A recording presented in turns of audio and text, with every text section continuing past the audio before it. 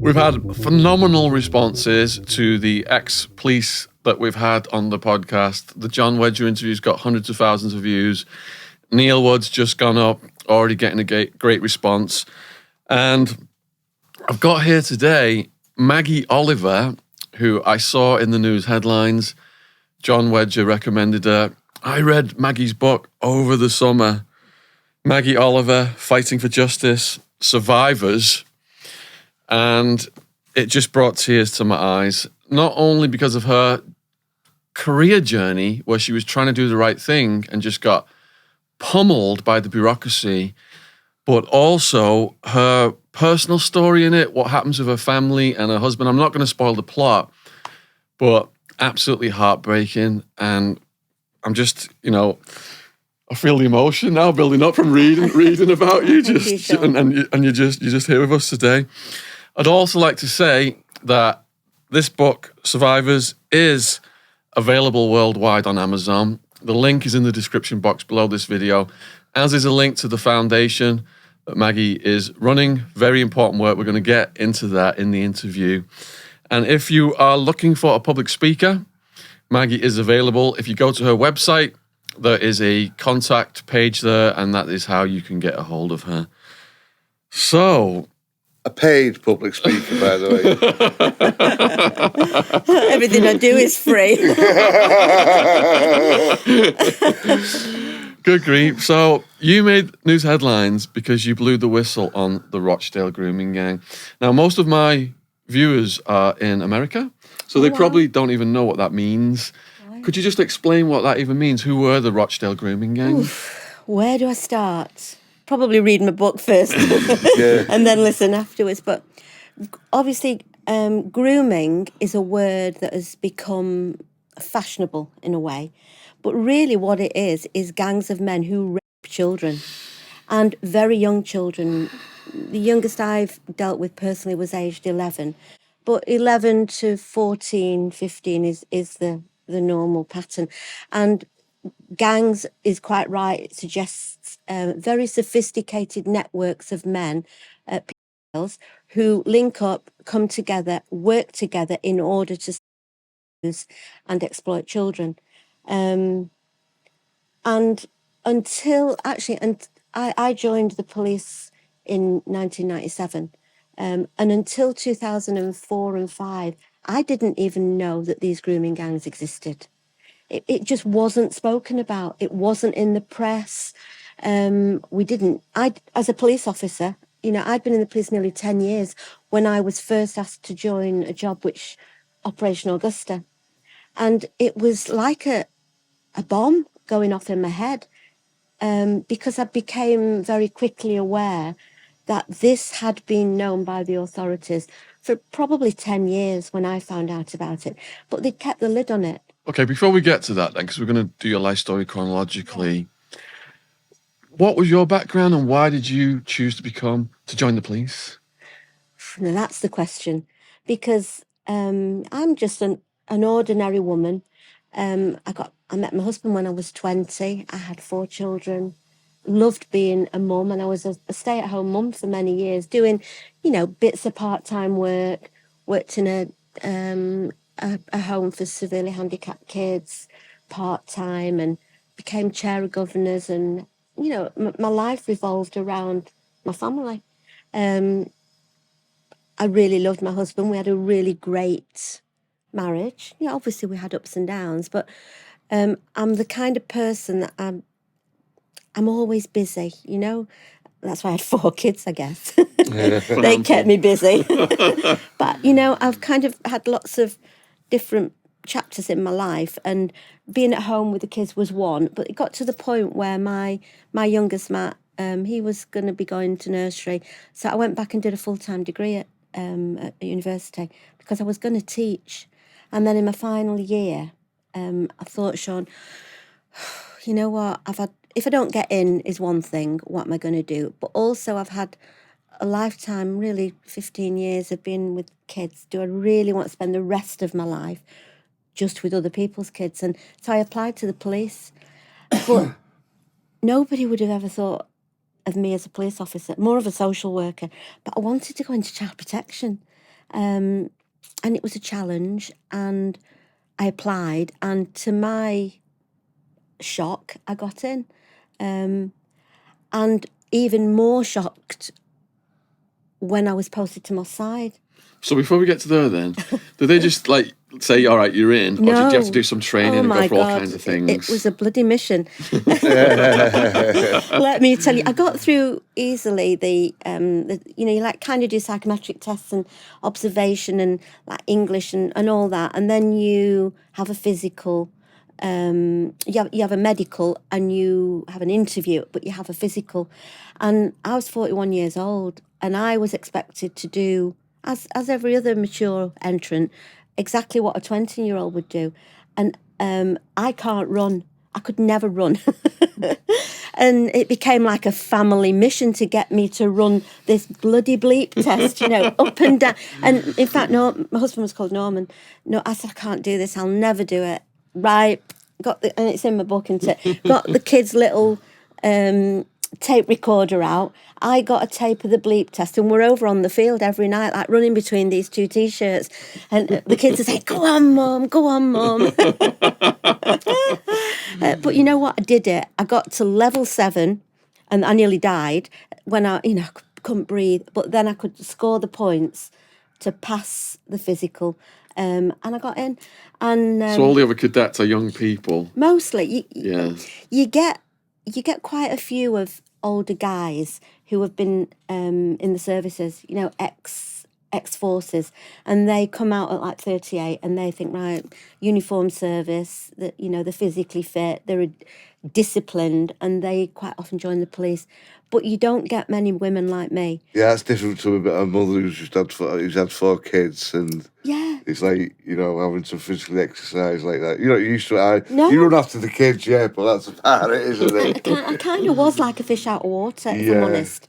And when I joined, within I think the first day actually, you go to Sedgley Park in Manchester, and you all sit round in a little group, and there's your class, and they go through the class and say, right, you're going here, you're going here, you're going here, Maggie, you're going to Moss Side. And I thought, no, you've got the wrong person here. That's this guy next to me.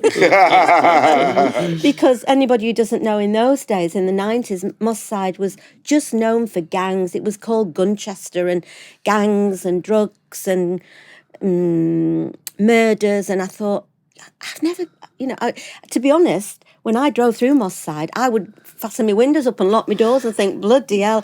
And they're putting me there you've got to do 2 years in uniform. So it was a shock.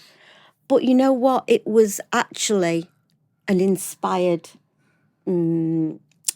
location for them to send me, because I was different, and I loved it. The families there. Yeah, some of the lads got into a bit of bother, but it's very difficult in those communities to keep completely out of it. Your best mate at school might be a member of this gang or that gang, and a lot of them would just like toy with it and sort of steer a line through the middle to keep safe in many respects. And but they weren't wicked. A lot of them were not wicked. The people at the top of those gangs are the ones that actually are smart enough to escape the police. It's the young boys at the bottom of the pile that we were dealing with. And the foot soldiers. Yeah, the foot soldiers. And I worked on, one of the biggest gang jobs that Manchester ever had. Colin Joyce, Liaison, they went to prison for many years. It was a Gooch gang, double murder. And but I became a family liaison officer. So I would work very closely with the families of whoever had been killed. And to be honest, it was often 6 of one and half a dozen of the other. It was 2 gangs, opposing gangs, and whoever came off worst in a shootout was actually pot luck. But my job as a police officer was not to judge those. My job was to help gather the evidence. And I was always very clear about that doesn't matter what I think. For me, the law is there to be used ethically and honestly. And I think that's what people saw in me, that, I think I'm a very fair person. My job was to gather evidence. It's the job of a jury and a court to decide guilt. So I didn't go in there on my high horse, or I would just go in there and speak to people. Give them the facts, basically. We had a guest on yesterday, actually, funny enough. He was from my side, Darren Laycock. Oh, God. That's a blast from the past. You had Darren Laycock here? He was here yesterday, and he was describing how it was tit for tat, and it was. Once they killed your best friend, then, you were seeking blood, and it's just that lifestyle for so many years. Yeah, well, I mean, I remember, I do, he won't know me, but I do remember him. That was in the early days when I was in Moss Side, and we had the Longsight crew, and obviously Liaison and the Pit, what's his first name? I'm really bad with names. The Pitbull crew, and there was a Longsight crew, and my first big job when I was in the police, and I wasn't even in the CID, I'd only got 2 years in, and I was called in and asked to relocate a family as a witness protection job. So, I worked on serious crime. That's what I did. And when I joined, everybody has to do 2 years in uniform. But I was never interested in traffic. I was never interested in, a job in the book, 4 little kids who had eaten a sausage roll around Asda. And, the policy was to lock them up. You got through in the deep end, though, didn't you, really? Oh, 100%. Right in the thick of it. And I'd go home at night, and normally, here's me like a mum and a housewife and a parent governor. My husband, Norman, was a joiner, and I used to be waiting for him to come in and tell me what had gone on. Yeah. He'd be sat there with all the butties and 4 kids. Right, what's gone on tonight? And it was exciting, though. And but I never lost sight of what I promised to do, and that was to, act with integrity and honesty and protect the vulnerable, uphold the law,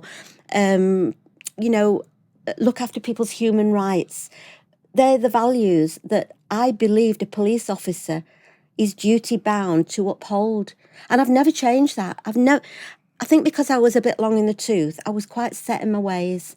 I know what's right and what's wrong. And anybody who says they never do anything wrong is a liar. Yeah. It's the degree of that wrong that matters.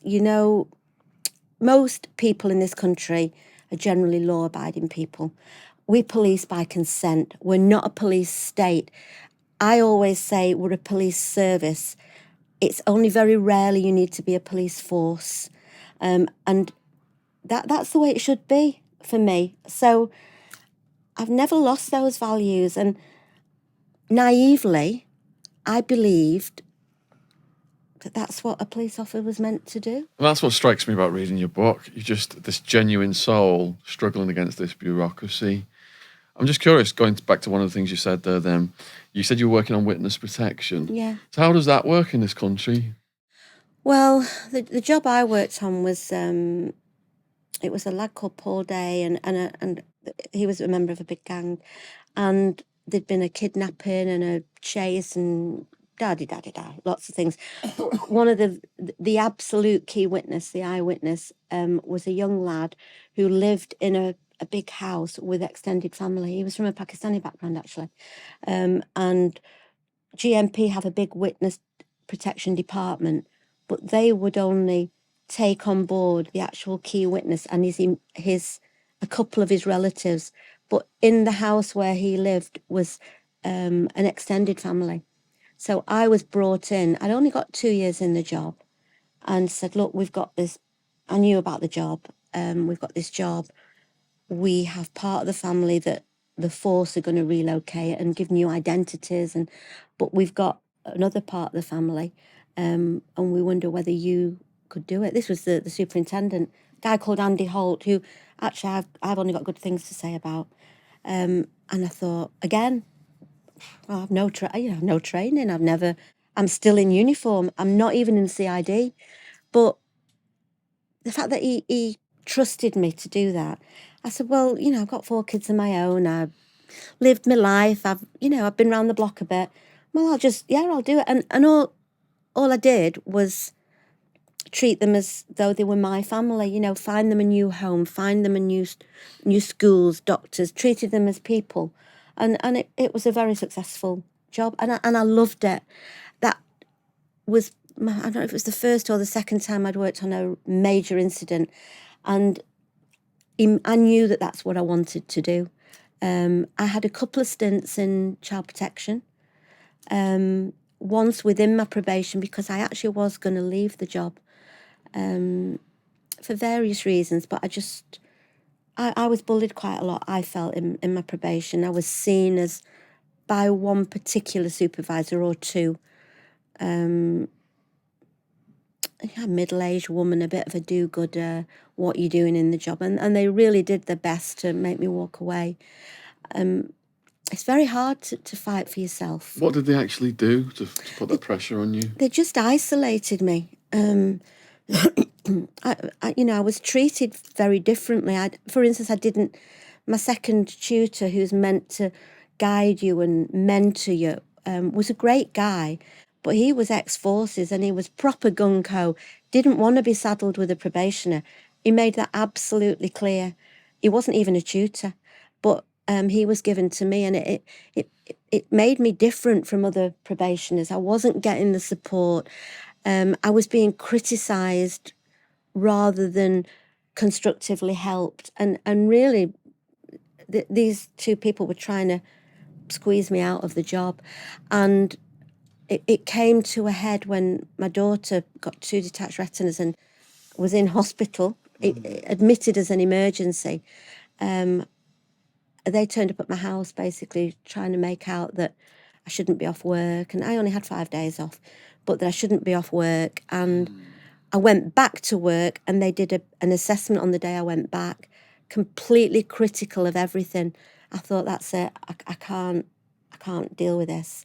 I couldn't sleep, and it was on my mind all the time. That's like emotional bullying, isn't it? But yeah, it was bullying. Yeah. And I'd never been bullied before, and it was making me miserable. So I understand when you were one of the good guys. You should have. I was different, though. You know what I mean? I think that many ideas in the police are very antiquated. Do you think there's a lot of sexism, racism? Yes, I do. I think it's the old boys network, very much alive and kicking. And anybody who challenges the stereotypical ideas, especially a woman like me who has got an opinion, I don't expect people to agree with me, but I do at least expect them to listen to me and explain why I'm wrong. I was just being bullied. And I thought, no, you know what, life, I did want to do the job, but it almost destroyed me. But the Andy Holt, the superintendent, again, he stepped in and he absolutely fought my corner. And he gave me a short stint in child protection because that's what I wanted to do. And that made me see that there was light at the end of the tunnel. Yeah. And it made me stronger. So when you say child protection, what was your first assignment? I tell you what, the first job I did, it was a little boy, a little girl who had been used by her 12-year-old cousin. And the little girl was 5. 5? Yeah, she was 5. And she had told her mum what had happened. And I was only a bit of a rookie, really, not that experienced, but a mum of 4 kids. And the attitude was that a 5-year-old can't be trusted, that she was too young to give evidence or to be listened to. But I had, quite heated debates to say, well, I have got 4 kids. And if my 5-year-old came and told me that somebody, and what she said was that her cousin had put his peeny weeny in her tum-tum.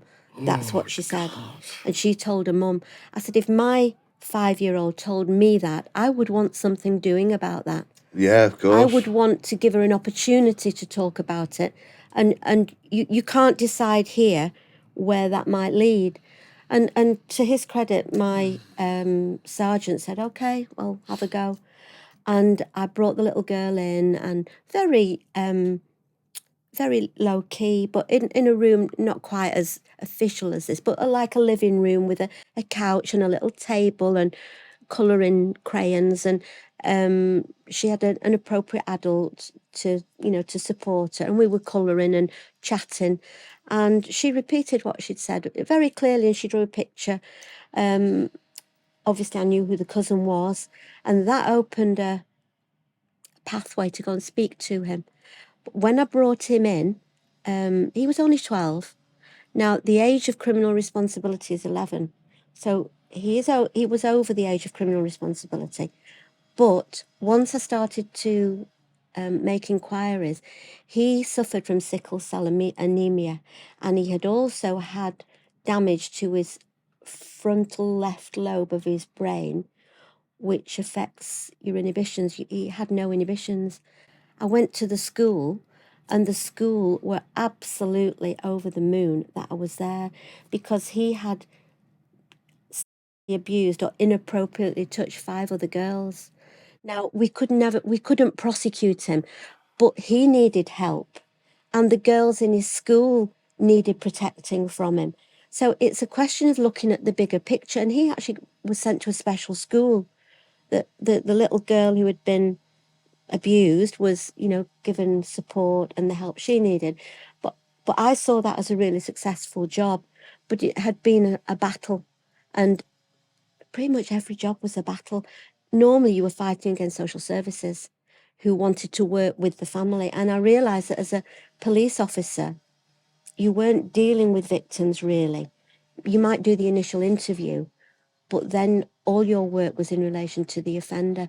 And my skills are with victims and with people who are perhaps hostile to the police, and, vulnerable people, families, witnesses, victims, and serious crime. So I came out of child protection, and I focused myself on getting into CID, going into the major incident team, serious crime, and qualifying as well as a family liaison officer. Before we get to that, then I've just got a question. So, if a child does something to another child, what generally is the outcome in that? Because, like you said about this age of criminal responsibility, do you have to look at the background of the perpetrator? It's very, very unusual. That was the only case where I had any sexual crime where the perpetrator was so young. I did work on more than one job, but I remember one job with a 15-year-old lad who murdered a schoolmate who was 11, lured him to the house. We think tried to use him, and when the younger lad objected, he murdered him. How did he murder him? He assaulted him. I think it was with a frying pan. His mum was at work, and but then when he'd killed him, he actually cleaned up the whole house.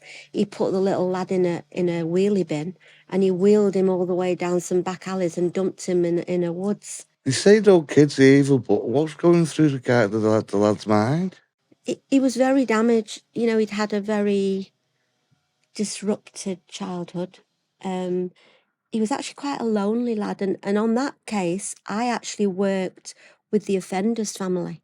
Yeah. Because, if you've got kids of your own, both families of the little lad who was murdered and the lad who had murdered him, the families are victims. Of course, yeah. They're losing a son. And actually, the family of the offender is often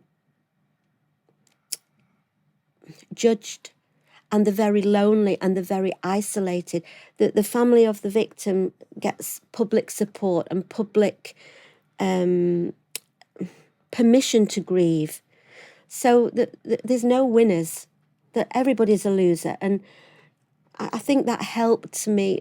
My nature helped me to support that lad's mum, through the court process. He ended up in a young offenders institution, actually in the same one that one of the Bulger murderers was in. We've got one near us in Earlham. It's in Earlham. It's a young offenders institute, and they do get a lot of help because the intention is to try and help them change, recover. I guess the jury's out whether they actually do. But again, that wasn't my role. Know what that means? Ooh, I've been hearing that a lot lately. That's what I hear when we make another sale on Shopify, the all-in-one commerce platform to start, run, and grow your business. Shopify is the commerce platform revolutionizing millions of businesses worldwide. Whether you're selling Pokemon cards or hoodies, Shopify simplifies selling online and in person so you can successfully grow your business. Covering all your sales channels from a shop-front-ready POS system to its all-in-one e-commerce platform. Shopify even gets you selling across social media marketplaces like Facebook, Instagram, and TikTok. Full of the industry-leading tools ready to ignite your growth, Shopify gives you complete control over your business and your brand without learning new skills in design or coding. And thanks to award-winning help and with an extensive business course library, Shopify is ready to support your success every step of the way. What's lovely about Shopify is that no matter how big you want to grow, Shopify will be there to empower you with the confidence and control to take your business to the next level. It's time to get serious about selling and get Shopify today. This is Possibility, powered by Shopify. Sign up for a £1 per month trial period at shopify.co.uk/Sean, SHAUN, all lowercase. Go to shopify.co.uk/Sean to take your business to the next level today. Shopify.co.uk/Sean. Link in description box if you're watching this on YouTube. Thanks for supporting our sponsor. Back to the podcast. Cheers. But I felt I was doing something worthwhile. I felt I was making a difference. And I absolutely loved my job, Sean. That part of it, anyway. I increasingly felt that I was doing a good job in spite of the organisation. Yeah. Especially as a family liaison officer. The police wanted the family to be supportive, to share information, but often when the chips were down, they didn't want to allow you the time to hold the hand through court, to go to the trial, to do the little things, which is actually what the families want. It's the little things that count. And I increasingly felt that when those families were no longer useful, there was surplus to requirements. And I felt I was doing a good job in spite of the organisation. So basically, once the officers got what they wanted, once they got the conviction, that's it. Senior officers, increasingly, because of resources, because of the time needed, because to them it wasn't a priority. To me, and with my, and I still haven't changed this opinion. I believe that the way the authorities treat these people who come to us for help, that if they're not handled in the right way, in a sensitive way, that damages them far more in many respects than what they've actually been through, because most people expect the police to be fair and reliable and honest and to be able to trust them. Individual police officers, you usually can. It's good and bad everywhere, but usually you can. For me, it's when the people at the top pull the rug away. And then you're powerless to challenge that. And, if you speak to police officers now, most of my ex-colleagues can't wait to get out. They see an organisation that is out of date. They haven't got the resources. People are not supported in the way they should be. We have got a criminal justice system that is falling apart at the seams. Even my trust has gone. And that is a very sad indictment from somebody who gave 16 years to a job I believed in. People just don't respect the police anymore. I've seen even the community police what go around now. I mean, I personally think they're just like glorified security guards, but they're doing their job. And the way people speak to them and the way you see them getting pushed around and stuff, they don't need that. You know what I mean? They've come in to do a job that they obviously care about, but they don't have any real powers. No. They don't have really any authority, and I'm not wanting to discredit individuals who are doing a really good job, but it's the government's attempt to do policing on the cheap. You know, even police officers now are not paid a salary they should be paid. You know, increasingly or often they're wanted to do, you go to a burglary, it's ticks in boxes. Most members of the public now don't get a police officer to visit them when they're burgled. And if they do, it's one van crew will go on the night, then that's handed to somebody else and somebody else. You get an 80-year-old lady who she doesn't want to repeat the same thing 10 times over. No. You know, and actually that undermines the sense of ownership of police officers, because if you know there's 10 people involved in a job, you get one sort of it's not loose cannon, one weak link in that chain. They know you're not going to be able to pin it down to them, and it undermines the whole process. There's no ownership of anything, and so you get no responsibility for anything and no accountability, and ultimately that means we get a service. And it really, really is. Now the courts, system is falling apart. When you get judges criticising Greater Manchester Police openly in the media, that is a big deal. You get barristers saying that there is no legal aid now. If you're rich, yes, you can get a decent defence. If you're not rich, if you've got no money, you're basically pleading, because solicitors get a fixed fee for attending a police station. You plead on the first appearance, they get the same money as they do if they spend months on it. The whole system is not working. And so that is why public trust in it is breaking down. They don't get paid to fight your case, do they, basically? No. Absolutely. You get paid to take it guilty or not guilty, and that's it. Plea bargaining, like the American system, bringing it over here. Absolutely. Unless you pay. Absolutely. You're guilty, basically. I don't know if it's relevant, but I saw a really great drama this weekend on Netflix, and it's called Unbelievable. Oh, I've started watching it. It's fabulous. Yeah. Now, I watched that with my background and seeing how, hundreds of rapes of vulnerable kids by the grooming gangs were not even recorded, and it just absolutely struck a note to me about how it's a very bit like Three Girls. It's a very powerful visual example of the damage that is done by those who are in positions of trust. We hold a big responsibility to do it properly and honestly, and look at the big picture. Look at the lives that are destroyed by somebody not doing a proper job. And it breaks my heart.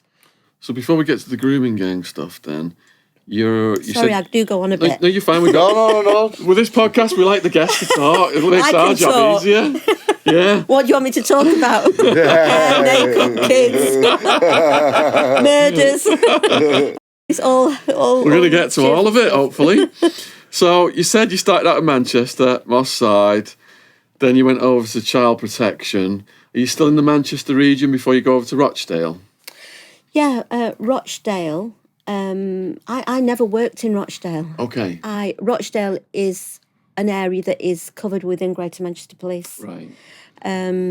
So, I was based in, when I joined in Moss Side, then I worked on, it's called the C Division, Longside, Moss Side, not actually city centre, but all the universities, all that area. So generally quite a deprived area, quite a transit, lots of drugs. We've got the MRI, so which is a teaching hospital. The Oxford Road corridor in Manchester, you've got the Curry Mile, and you've got lots of immigrant workers. You've got lots of drug addicts, unfortunately, lots of homelessness. It was a very colourful area to work in, but very rewarding, actually, because I found that the people that I dealt with really appreciated what you did for them. I did love what I did, and I always treated, I believe in do as you would be done by. And if I could say, I would always ask myself, well, if this was me, what would I want? And that's how I tried to do my job. And it does shine through. People are not stupid, especially nowadays. We're all savvy to what's going on. But Rochdale was part of Greater Manchester Police area. Were there any high-profile or shocking cases before the Rochdale case that you're working on? Where do I start? Any murders? I worked on loads of murders. Grief. That was my bread and butter. The first murder I worked on was a young lad called Aon Shirley, and he was part of the Longsight crew. A young lad, actually, he'd actually gone out to get a takeaway, and when he was going back to the house, he was shot and killed by the opposing gang. I don't know if it's changed now, but definitely when I left the police, we'd never charged anybody with his murder. But that was my first job as a family liaison officer. And Do you have to tell the family? Is that your job? Yeah, very often. So you'd be at home, might be Aon was shot in the evening. So you get a call at home as a family, because I was a detective and an investigator, and in the major incident team, that was my day job. As a family liaison officer, that's a voluntary role, and you have to apply and you're interviewed, and then you get a lot of extra training on bereavement and different cultures, because you work with different backgrounds. Yeah. And they're very difficult conversations to have. You turn up at somebody's house, and on the gang murders, the families in general know the police very well because they've had the sons locked up for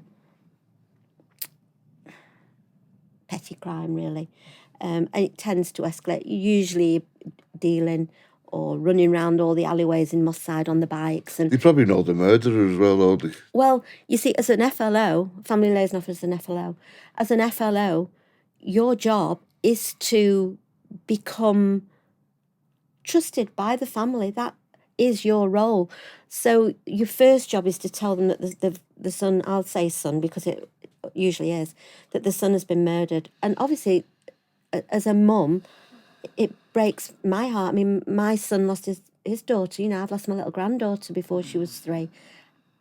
I don't know how you could do that job and then go home and just get on with normal stuff. I think it depressed me. It'd give you kind of PTSD, wouldn't it? Oh, I've got that. Let me tell it definitely has changed me, all this. But I think the only way you can deal with it, the only way I could deal with it was to know that I was doing my best. Yeah. And I actually believed that there would be people as good as me at doing it, but there would be nobody any better than me in trying to kind of hold the hand through what is the worst journey of any mum's life or any father. The fathers were often absent fathers, actually. It was normally mums and children. And, I would fit into those families. So I became when you'd knock on the door initially and sort of say, can I come in? You think they know? They do. Yeah. They you will do. It's every mother's nightmare, of that knock on the door. Yeah. Quite often, to be honest, they already knew from somebody who was at the scene. Yeah. Would ring up, and sometimes they would already be at the hospital. That was really difficult because you'd have their son in a room, and the hospital and the forensic teams would not let the family in. They couldn't touch the deceased because obviously that's forensically. Yeah. That would make the parents hysterical, wouldn't it? It is. That is the very It's a very difficult part of the process. And I would always try and say, well, you can see them. But I'm sorry, we want to get the person who did this. And yes, but as soon as humanly possible, usually within a day or a couple of days. The mothers want a hug. You just want to go and cry and hug, and they're in shock. It's really, it's your worst nightmare. And that's why I think the role of the FLO is so special, because you have to be, the best FLOs are ones who can step out of the role of the police for a moment and then step back in. Show compassion. Yeah, you have to. I've been criticised for caring too much, becoming too emotionally involved. Well, I do care, but I've never lost sight of my professional. You've got to combine the two, and I think one without the other is no good. You need both of those skills. I think if you didn't care, you'd be heartless, wouldn't you, really? Yeah, how could you not care? You'd have to, yeah. Like all these kids who have been groomed, I do care. Yeah. I bloody care. And for me, any police officer who doesn't care is in the wrong job. That's the way I see it. I always say, if any of my family got killed, I wouldn't go to the groomed. I wouldn't go to the police. I'd go and kill them themselves, which is wrong, I know, but I think a lot of people think that. They haven't got no trust in the police. But there are some very, very good police officers. For me, the problem is those at the top. Yeah. Because, it falls down to the bottom. And if you've got the attitudes at the top, we're not going to do this. We're going to turn a blind eye to all these pedophiles who are raping kids. Don't look that way because we know it's there, but we're not going to look. That allows any bad apples in the crate to say, well, I'm not going to do it. If they don't do it, we're not going to do it.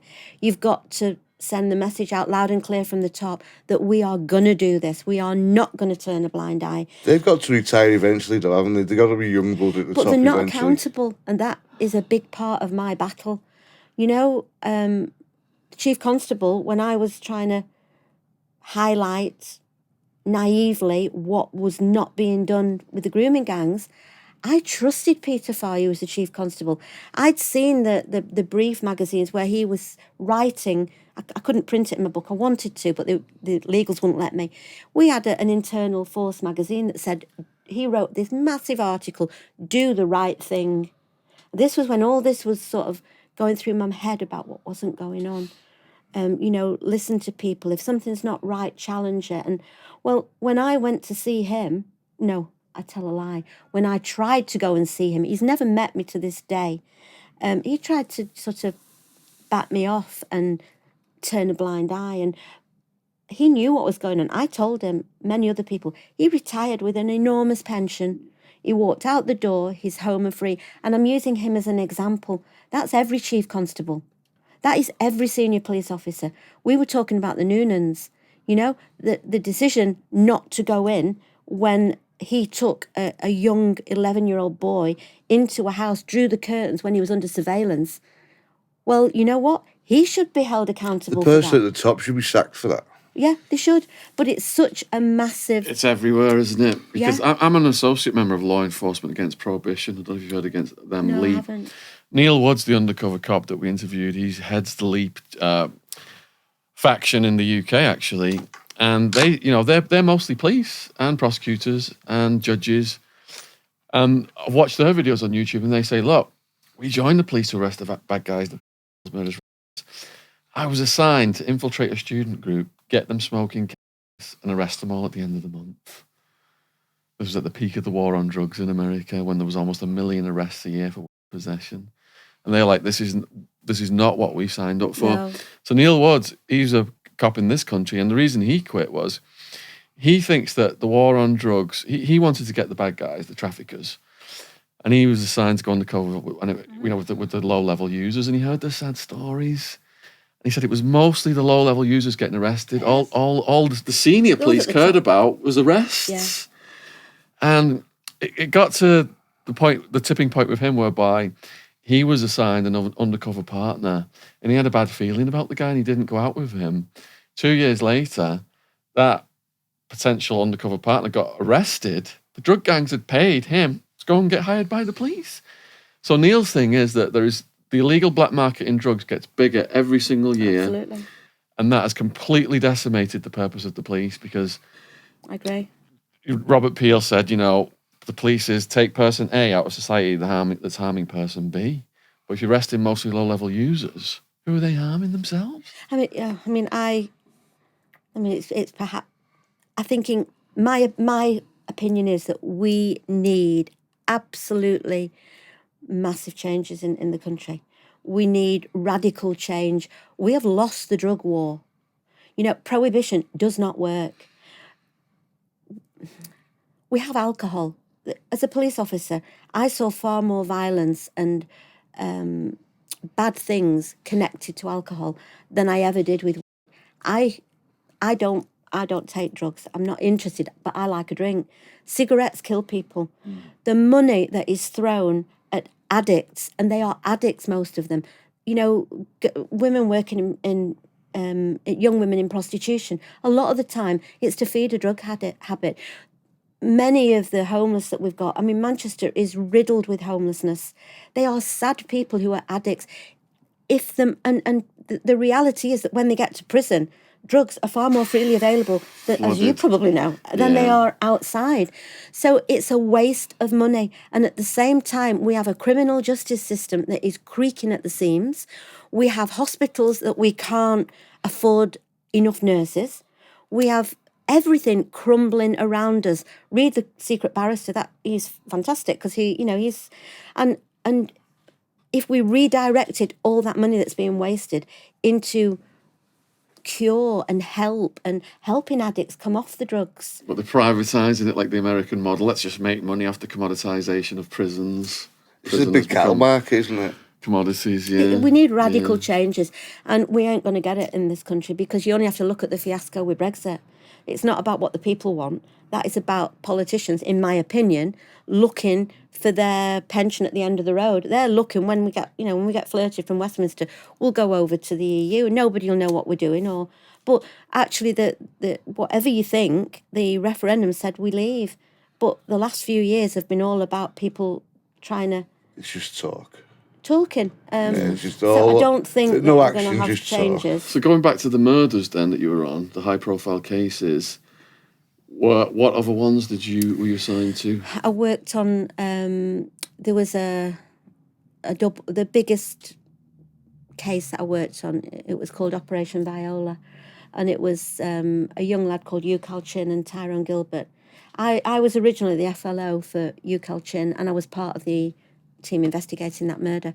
I actually went to the funeral with the family. What had they done? He was actually he was only a young lad, good-looking lad, young family, did a bit of dealing. And he was driving through Manchester on a main road, absolutely peeing it down one Friday night. Another car overtook it and shot through the window and they shot him dead.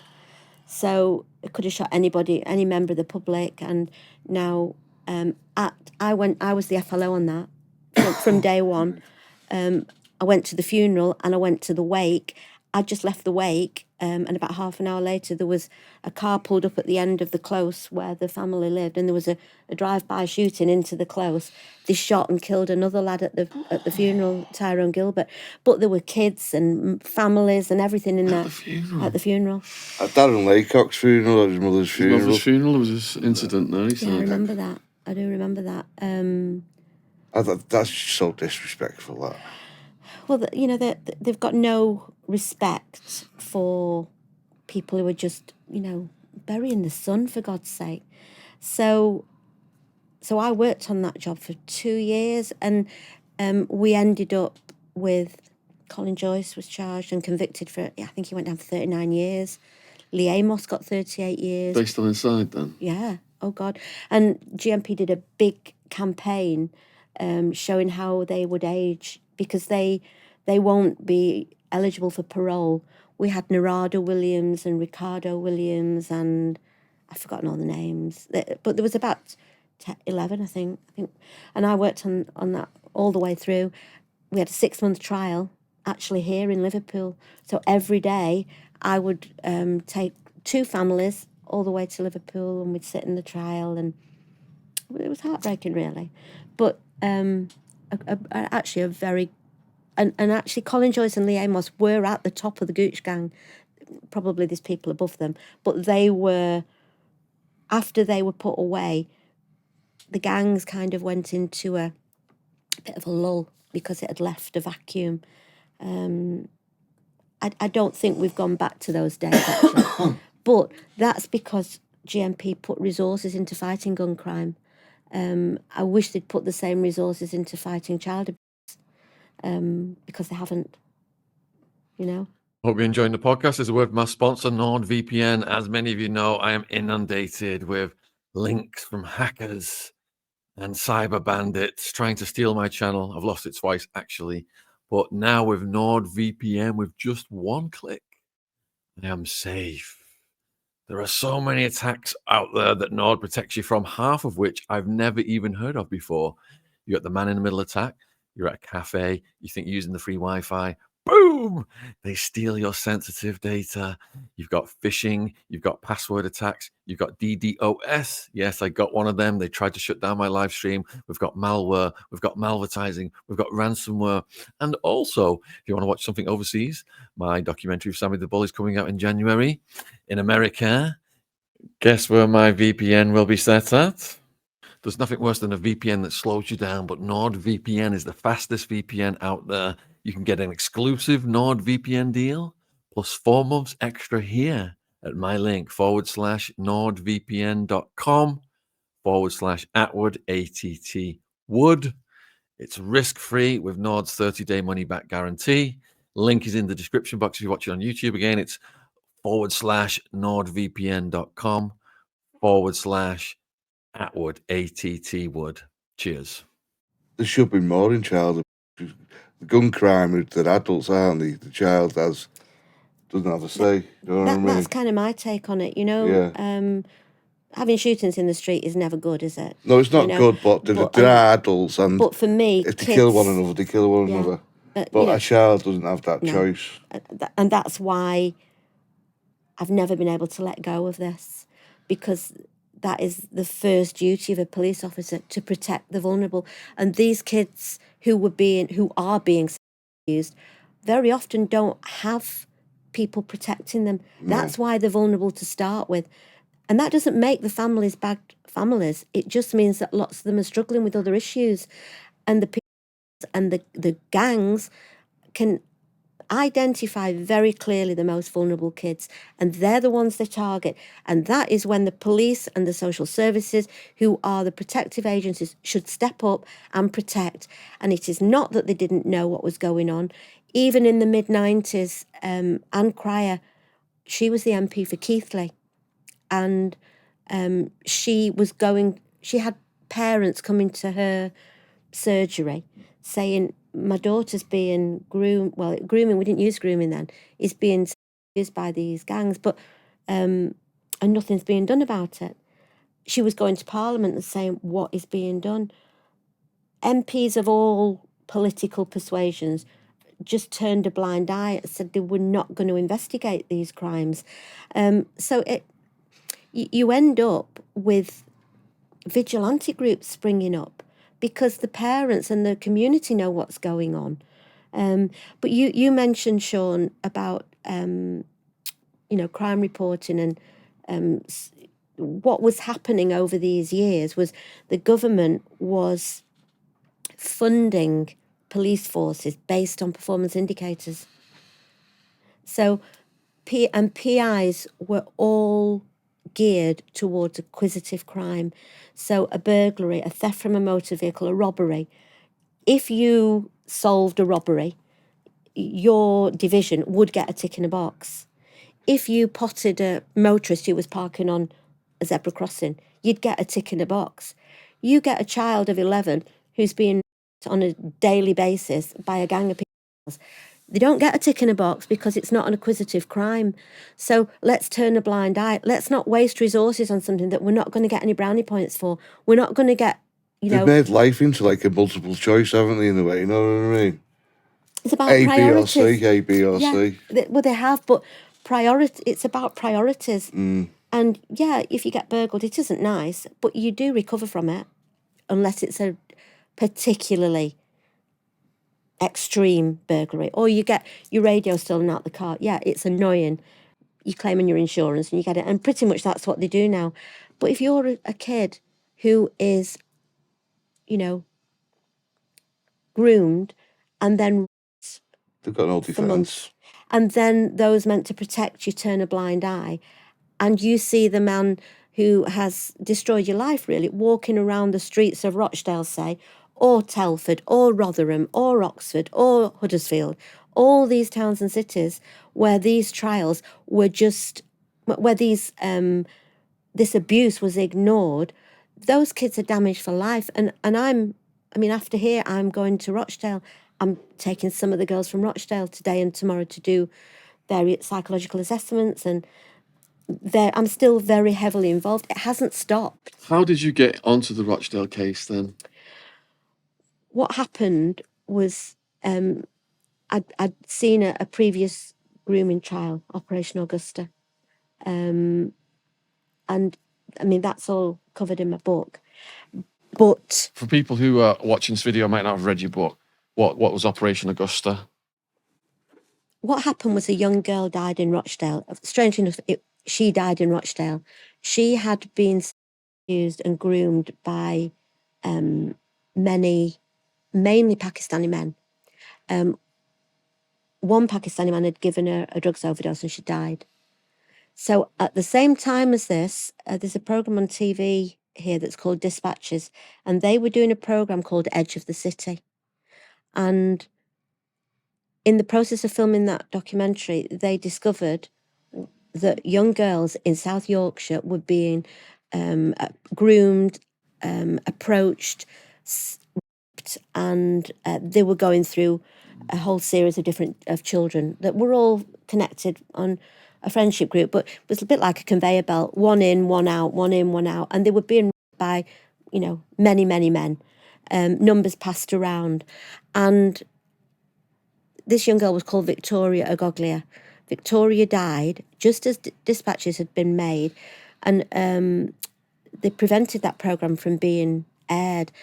With hindsight now, it eventually was, but they went to court to kind of delay transmission. With hindsight now, I believe that Greater Manchester Police knew, the bosses knew we had this problem. It had been there for years.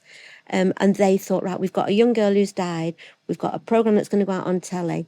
We're going to be in the when this goes out if we've ignored it.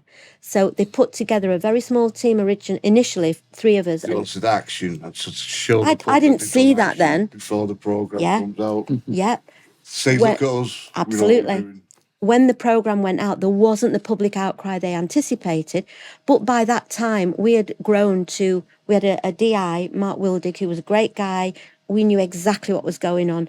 When we approached social workers we had a long list of kids before we even went on that job. As we approached social workers, they were saying, thank God, we have been trying to get this dealt with for years. The police don't want to know. It was seen basically as the rough end of the stick. And in those days, you had child protection units. We still do. But they only dealt with abuse that was carried out by a perpetrator who had either care, custody or control of the child. So a parent, an uncle, a scoutmaster, a teacher. If it was a stranger, which the grooming gangs were, it was dealt with by CID. They weren't equipped to deal with child abuse. So nobody had ownership. So it was just ignored. And as we started to put it all together, we ended up with about 200 people on a database, 200 offenders on a database. We had dozens of children.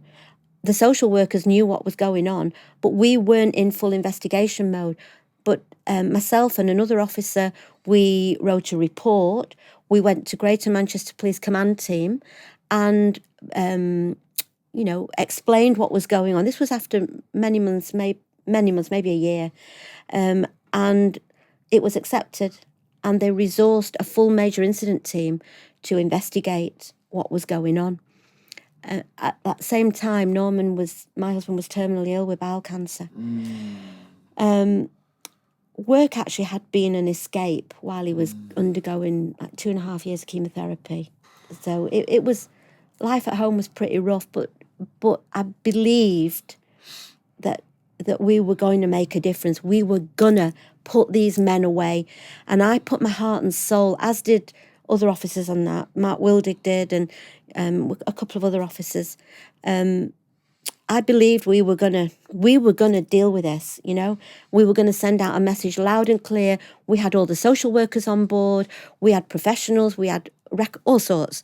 And then the command team resourced Operation Augusta. The major incident team then brought in indexers to put all the information we'd gathered onto the Homes database. Do you know what that is? No. It's the Home Office large major inquiry system, and it was brought in after Jack the Ripper, so we didn't forget, you know, what we'd gathered. So it was all a full singing, dancing job. I went off in March 2005 because my husband was in his final weeks. That job was a runner. I came back to work after he died, and the job had died a death. There was not one prosecution. Nobody had been arrested for all the rapes. I was just... There's no TV programmes coming out, was there? So it was back to just shovel under the carpet again. I was just in shock, complete shock. But the abusers hadn't gone away. No. The kids were still being abused. What is going on? And I couldn't make any sense of it. Because these kids were from poorer neighbourhoods, if they would have been from wealthier neighbourhoods, would that have been different? In my very strong opinion, 100%, because the parents would have made a stink. And secondly, what was being said about these kids in that time was that actually they were prostitutes, that they were making a lifestyle choice, that they were bad kids, that they weren't credible witnesses. All, I can't swear, can I? Yeah, you can. Well, all actually, complete... How could a 12 and 13-year-old make a life career choice? Yeah, it was complete and utter nonsense. These kids were the most vulnerable in our society. And the police, I knew what was going on. The big bosses knew what was going on. That was the highest decision-making group in Greater Manchester Police. What on earth is going on? What the fuck is going on here? We've got the evidence. It's on the Homes database. We've got a major incident team. Where's the job gone? These men haven't gone away. But I've just buried Norman. I've got 4 kids, 2 of whom still at school, and I'm thinking... You want justice? I did want justice, but I didn't have any evidence. I had the evidence in my head. I'm a DC. I'm not a chief constable. Yeah. I went and I addressed the issues with the senior officers, not with the chief constable on that job. But I was not in a good place, and I didn't have any evidence. All I was told was that there was insufficient evidence. That was complete and utter nonsense. And I knew that in my heart. But what am I going to do? You know, what am I going to do? I did try. But in the end, and I wasn't as long in the tooth as I am now. I've travelled a big journey since then. When Norman died, I travelled I climbed a lot of mountains. Obviously I lost Norman, and then I lost Macy just before she was 3. You know, she was 24-hour care for 2.5 years. I'm a lot stronger now than I was in 2005. Just to make it clear for people watching this, that was your granddaughter. It was my granddaughter, yeah. Yeah, well, the NHS made basically a cock-up, and they gave her air instead of oxygen, and in one day she could no longer have a bottle. She went blind overnight. There were very serious errors, but so I've dealt with a lot, and it's made me a lot stronger. But in 2005, with Operation Augusta, I just thought, what can I do? And eventually I just had to walk away, but it never left me. I knew that it was happening. It had opened my awareness to what was going on. So in those intervening years, from 2005 to 2010, I was on the major incident team. The kidnapping of the little boy who was kidnapped in Pakistan. I don't know if you remember. Saeed, and he was kidnapped, and they thought his dad was involved. I worked on that for a while. It was a gang in Pakistan actually that kidnapped him. Lots of a very, house fire that killed lots of kids, and other gang, lots of big jobs. And I wasn't in child protection, but I was getting on with my career. I was starting to reinvent myself, and trying to put my life back together again. And then out of the blue in 2010, I get a phone call, and I knew that there was a job breaking in Rochdale. I knew that what had happened, there'd been a routine property review of the exhibit system, and the officer doing that had found this exhibit, which turned out to be a fetus. So it was, we were all talking about it at work, because that fetus had been seized in a termination. The family didn't know. No consent had been gained. The child had been only 13 years old, just 13, when she'd had the termination. So it was the talk of GMP. Alongside that, her sister, and we knew that this little girl had been groomed and used by gangs of Pakistani men in Rochdale. Alongside that, we had another child who had already spoken to the police 2 years previously, but Rochdale CID had lost evidence, had been overwhelmed though with the volume of the work, and that investigation had been shelved because she'd been written off as not a credible witness, making a lifestyle choice. She was choosing to be abused. And the child whose fetus we had, her sister at that same time, who had also been 14 and 15, had been abused by dozens of men, but had been arrested on suspicion of being a madam. And so the family were traumatised and weren't prepared to speak to the police, but GMP had reopened this investigation. My belief is because they couldn't ignore a fetus. It was something physical. And I got a phone call out of the blue saying, can you come and speak to us? So I went up to Nexus House, which is the headquarters of serious crime, and they asked me to join this job. And as I sort of just spoke about it, it was very clear it was identical to Operation Augusta. Identical. Offender profile was mainly Pakistani men, very much older Pakistani men. Victim profile was vulnerable white children between the ages of 11 and 16. But these Pakistani men, are they just like to look at? Would they just like be working in like a corner shop or a chippy or whatever? Yeah, I mean, often the way it begins is that a younger lad, maybe 20, will approach one of the kids and will flatter them. And if you bear in mind, these kids, a lot of them have got very little in their life. They're often they're living with just a mum, very often.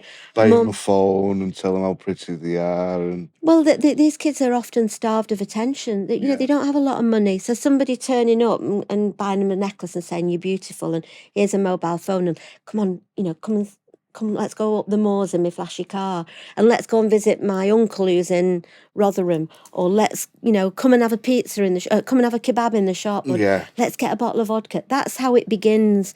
And then the kids think that these men are their friends. And then before you know it, within a couple of weeks, they're then taking one of their friends along as well. So there's two of them. They think it's a giggle.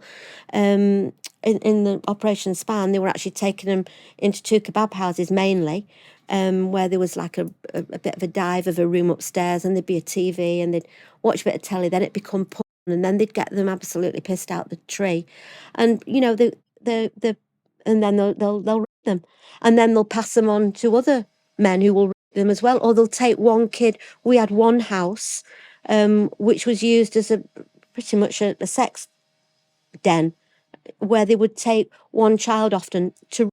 and they'd have maybe 10 men in a room. And this is, I'm saying in the words of one of the girls that I interviewed, you know, that her words were that the men would pass you around like a ball. Now, that had been going, Rochdale knew that was going on in 2008. They did, it was allowed to die a death and disappear. I'm approached to go and speak to these kids, to one family in particular, who actually didn't even want the police through the door. Understandably, they didn't even know about the fetus in our property system. And if you think of the Older Hay children's organ scandal, really that is a replica of what was done there. They'd seized, the police had turned up at a termination and seized that without even speaking to the mum, to the child, to the family, put it in a freezer. So I'm being asked to go and tell them that we've got this, to gain consent to use it to find DNA, and also to bring on board a child that at the age of 15, who had been groomed and abused by dozens of men, had been locked up in a cell. You don't want you going in the house. Would you? I wouldn't. You know, somebody turned up at my door and they'd done that to my daughter. I'd say, F off. Yeah. You know, get away. I'm going to sort it myself. Now, yeah. Yeah. Well, you know, they're damaged, but they're damaged far more by what the police did to them than, in many respects, by what the grooming. They don't expect pedophiles to be good people. And the lack of what the police actually did. Well, they virtually destroyed the life. Yeah. And throughout all that, bear in mind, when I am going to approach them, they're not being abused anymore. They are trying to pick up the pieces of a broken life and move on. But to their everlasting credit, they allowed me in the house, and I made an ally of the mum, who is actually, I'm still, you know, very close to them. In fact, I'm going to see them today and tomorrow. Your relationship with the mum was very moving when I watched, is it Three Girls? Yeah. So if people out there are watching this video and they want to watch Three Girls, is that on BBC? It's on BBC iPlayer, it's on Netflix. And it's on Netflix as well. If you go on my own web page, if you go on Maggie's webpage is the links below this video. It will tell you where to go. You could watch The Betrayed Girls, which is a documentary that I was part of. There's a file on 4 called Whistleblower, because obviously everyone says that was the first public conversation I had about the failures of the police and the CPS. But if you go on my website, it will tell you where to go if you wanted to follow I'm jumping ahead. Let's actually go back to your first meeting with the mum. Can you describe what happened? It was pretty... Well, there was actually one initial meeting where I went with an ex-colleague where she basically slammed the door in our face, understandably. The guy that I was with was not the most sensitive of... Didn't he say something that was... Yeah, he basically said, when she said fuck off, he said, look, you know, I know you're not going to speak to us, basically, but we've got to ask you. And so she said, yeah, we've been here before, you know, you locked my girls up and da-da-da-da-da. You know, slammed the door in our face. And so I went back to the Nick and I said to my big boss, look, you know, we're pretty much on a hide into nothing here. Understandably, they don't want to let you know, they don't want to speak to us. We've destroyed the lives. This was 2 years after. But I said, you know, I'd like to try and build bridges on my own as a mum to mum, you know, and see whether, you know, whether I can actually. And it was in the December. So over the next couple of weeks and over Christmas and New Year, I remember the first conversation ringing her and saying, she's called Lorna in the drama. Hi, Lorna. It's Maggie here. Did you go down with your uniform on? Would you? I didn't. After 2 years in the cops, I never wore a uniform. Oh, right. I was just dressed in my normal gear. I think it's more approachable anyway without a uniform. Yeah, because you know I'm not an official kind of person. I didn't want people to see me. I think the uniform puts a barrier up. Yeah, it does. Yeah, it does. And you know, the only time a uniform was good was when you used to do VLPs to pubs and you used to get mistaken for a stripper. You'd walk in, and you'd go in and they'd think you're a stripper grandma. No, I'm the real police.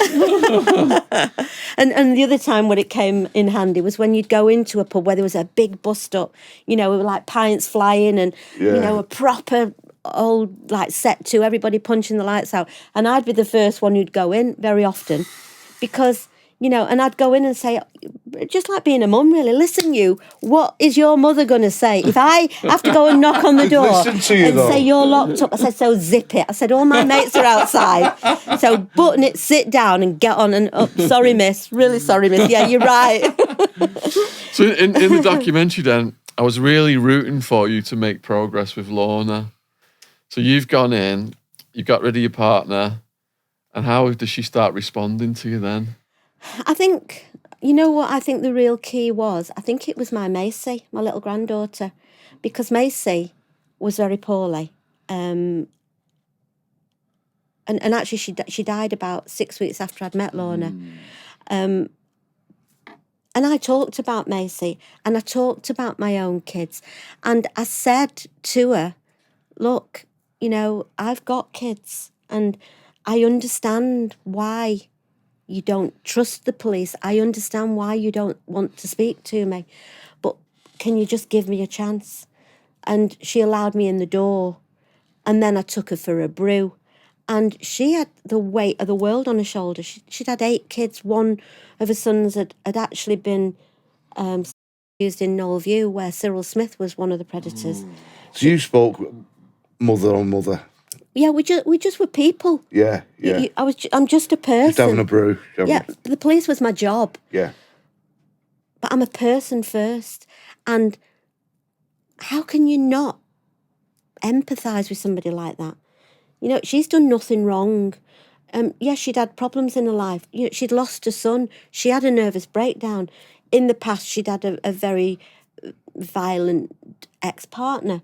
But that is normal for many of these families. We should be focusing our attention on the people. We should be nailing their hats on, and we can't do that without the victims telling us what's happened. And most of those victims come from a very difficult start. Doesn't mean that they're not telling us the truth. In fact, often they've got nothing to gain. The only reason they talk to us is to help other kids and prevent them going through it. So with Lorna, I keep nearly trying to use a real name. With Lorna, it was just a very slow process. We'd go for a brew. I'd talk about Macy. But at that point, I wasn't allowed to talk about the evidence anyway. So you're thinking in the back of your mind, I'm going to build this relationship with her, but at some point, I've got to tell her about the fetus. Yes. But trust is the key. And without trust, you're not going to get anywhere. If you'd have just blurted that out on the first day, you wouldn't have even got to see her again, would you? No. But rolling back, when I agreed to go on that job, I was shown policy documents because I told him I wasn't interested. In fact, I told him to stick it because I'd been there and I'd had years of sleepless nights thinking what's happened to these kids on Operation Augusta. And do you know, and what's it when you give somebody the first public, I'm telling you something for the first time. Exclusive. This is an exclusive. We have exclusives on the True Crime podcast. And I wouldn't be saying this except for the fact that GMP have not even had the courtesy of coming to me and telling me. But Operation Augusta, that I have written about in my book, has now been reopened by GMP as a result of Andy Burnham, the Mayor of Manchester, reacting to what I've said in the documentary and on the drama. Now, that is proof to me that what I've said all the way through this journey is right. Well, something's hit them, hasn't it? Well, but they haven't even had the courtesy to ring me. In fact, they went to Victoria's grandma when she's nearly 80 years old. She's blind. I've kind of supported her through this process and told her that it had been reopened.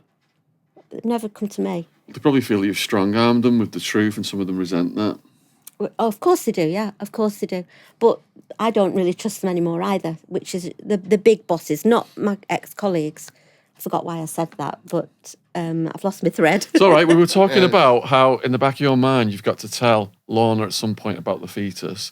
You've had your first brew with her, and now you're establishing this relationship with her, and she's revealing more things to you. And where are you planning to take it from there?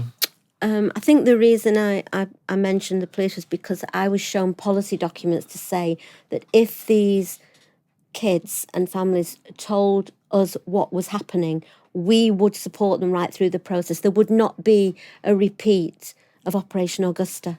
That's why I said that. Okay. So I'm giving Lorna assurances that if she trusts me, that I will hold her hand right through this process. But she saw very clearly that the only way to stop the abusers from raping many more kids, which was still going on and still is, was to take them to court, to put them away. And a way of doing that was to support her girls in telling me what had happened to them. So little by little, as her trust in me grew, she had no doubts that these men needed to be put away. She had been trying by going to, she was in case conferences, which are attended by police, social services, crisis intervention, all the agencies. She was going to those meetings because her kids had been on the child protection register. She was telling them what was going on, and nobody had done anything. One man even threatened to shoot the girls, pulled up in a car with a gun and pointed a gun at them and said, basically, button it. What else did she tell you when she started to open up? She just knew what had been going on, that the men were picking up her kids in cars. They were going to school to pick them up. How had her kids fallen in with these men in the first place? What happened was she'd lost her son, and then she had a terminally ill relative who lived in another part of the country. They'd had to move to that part of the country to nurse the relative. When the relative died, they moved back to Rochdale, but were unable to be rehoused in the area where the kids had grown up. So they were put the back of beyond somewhere, and at weekends, the girls would go and stay nearby where they'd originally lived so they could mix with the friends. Yeah. And from that, actually it was a younger girl, had a friend who was already going to the kebab houses. So the younger girl went along, and then she took her older sister, and then the girl who is before that, the girl who is Holly in the drama, she went before.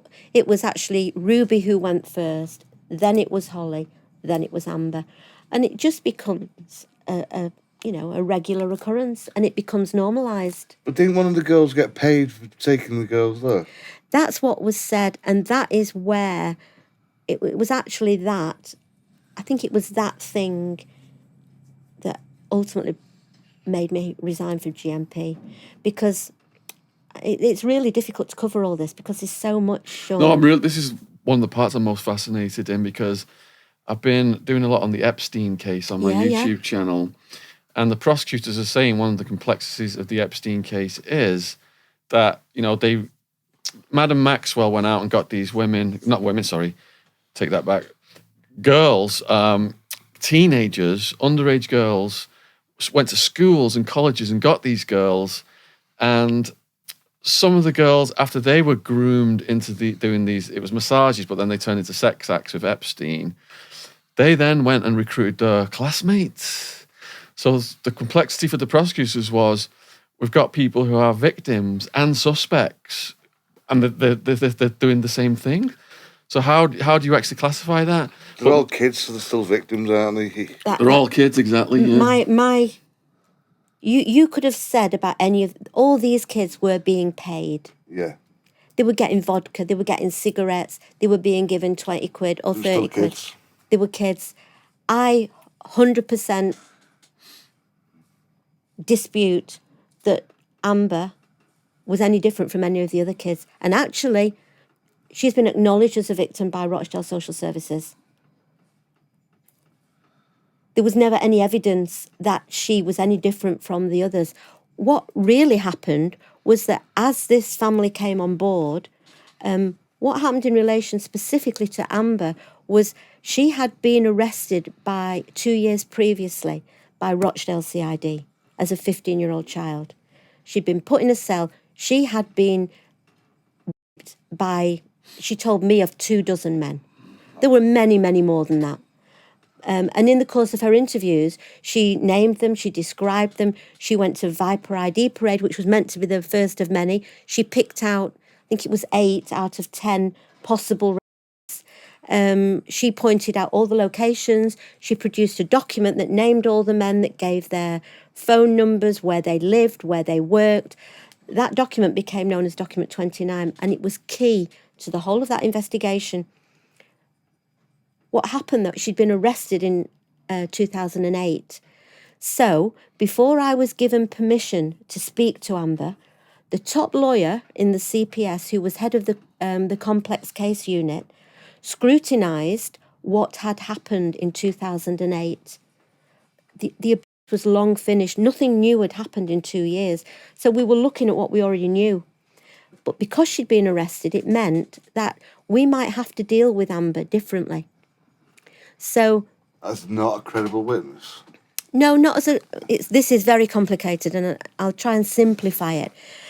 But the Gooch Gang trial that I've just mentioned before, we had 2 or 3 key witnesses that actually had been participating gang members. So one of whom potentially was even in the car at the time Tyrone Gilbert was shot. Well, aren't they just snitches? They're old enough to know better, so they're just rats. But in the law, there are different ways of dealing with them. You can't just say, right, you're a dealer, you're a gunman, you've shot somebody. We couldn't just say that. But forget all that. You're going to be a witness in this trial. You have to deal with them in a way that that all their criminality is addressed first. So they might be charged, they may be prosecuted, and then they can come on board as a witness. But there are different ways of dealing with them, and those decisions have to be made by very senior lawyers. So because Amber had been arrested, the most senior lawyer looked at what had happened, and after 2 months of scrutiny, in which time I wasn't able to start interviewing, at the end of 2 months, the CPS came back and said, this child should never have been arrested. This child is an out-and-out victim. This child should be interviewed on video, in a victim interview suite, exactly the same as all the other victims.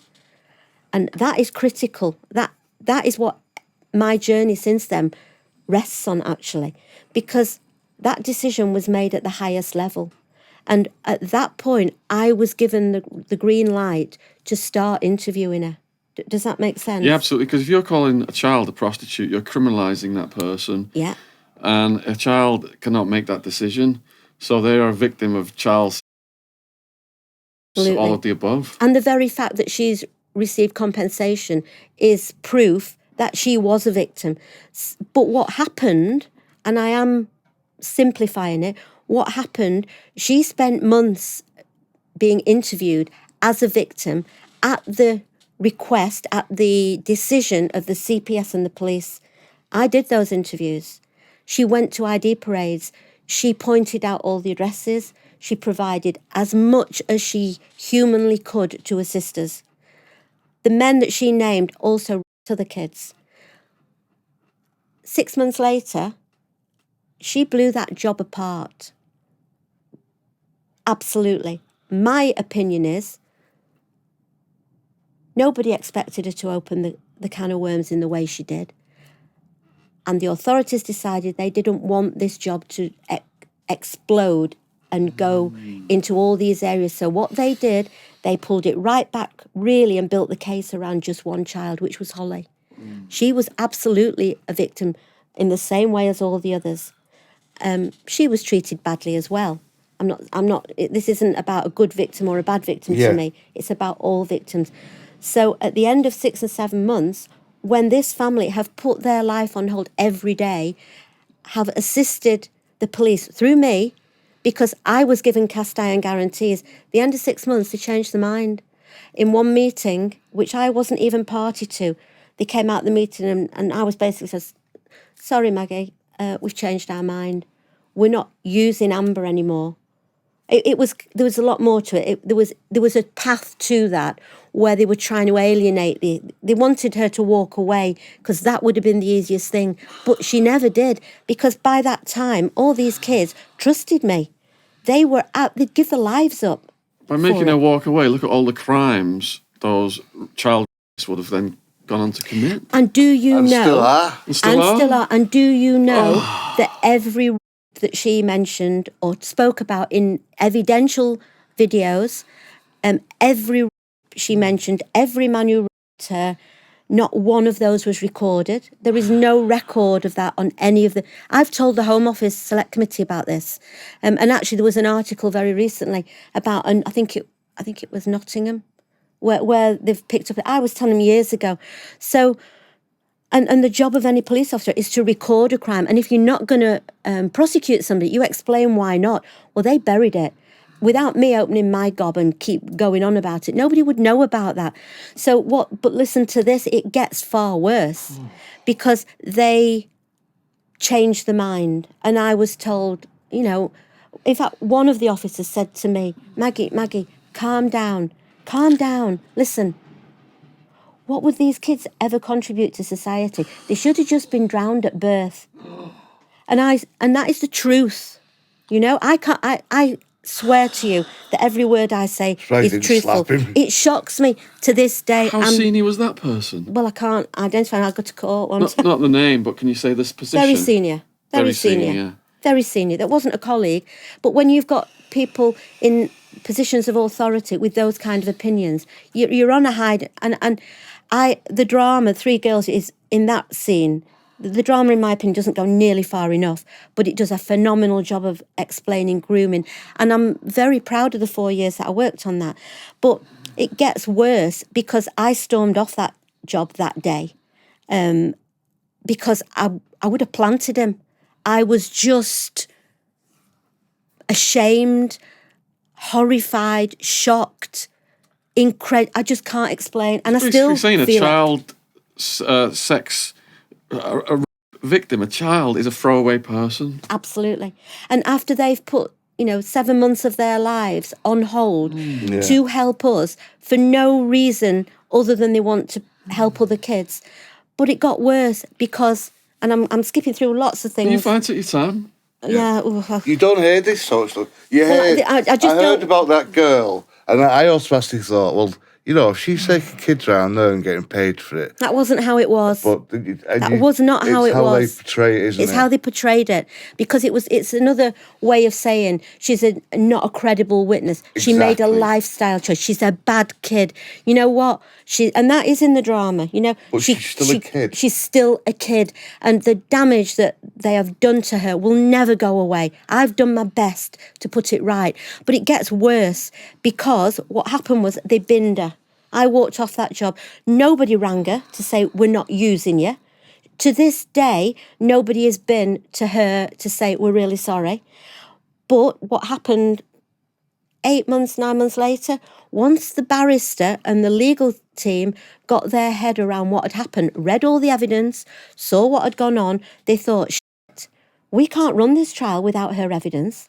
But send somebody else to knock on her door now. She's going to say again, quite rightly, do not come near, I think Mum would have murdered him.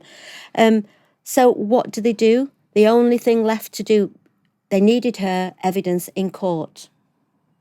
The only way that anyone's evidence can be entered into a court of law is either if you're the offender or you are a witness and you're available to go into the witness box. Otherwise, it's inadmissible. So they've alienated her as a victim, as a witness.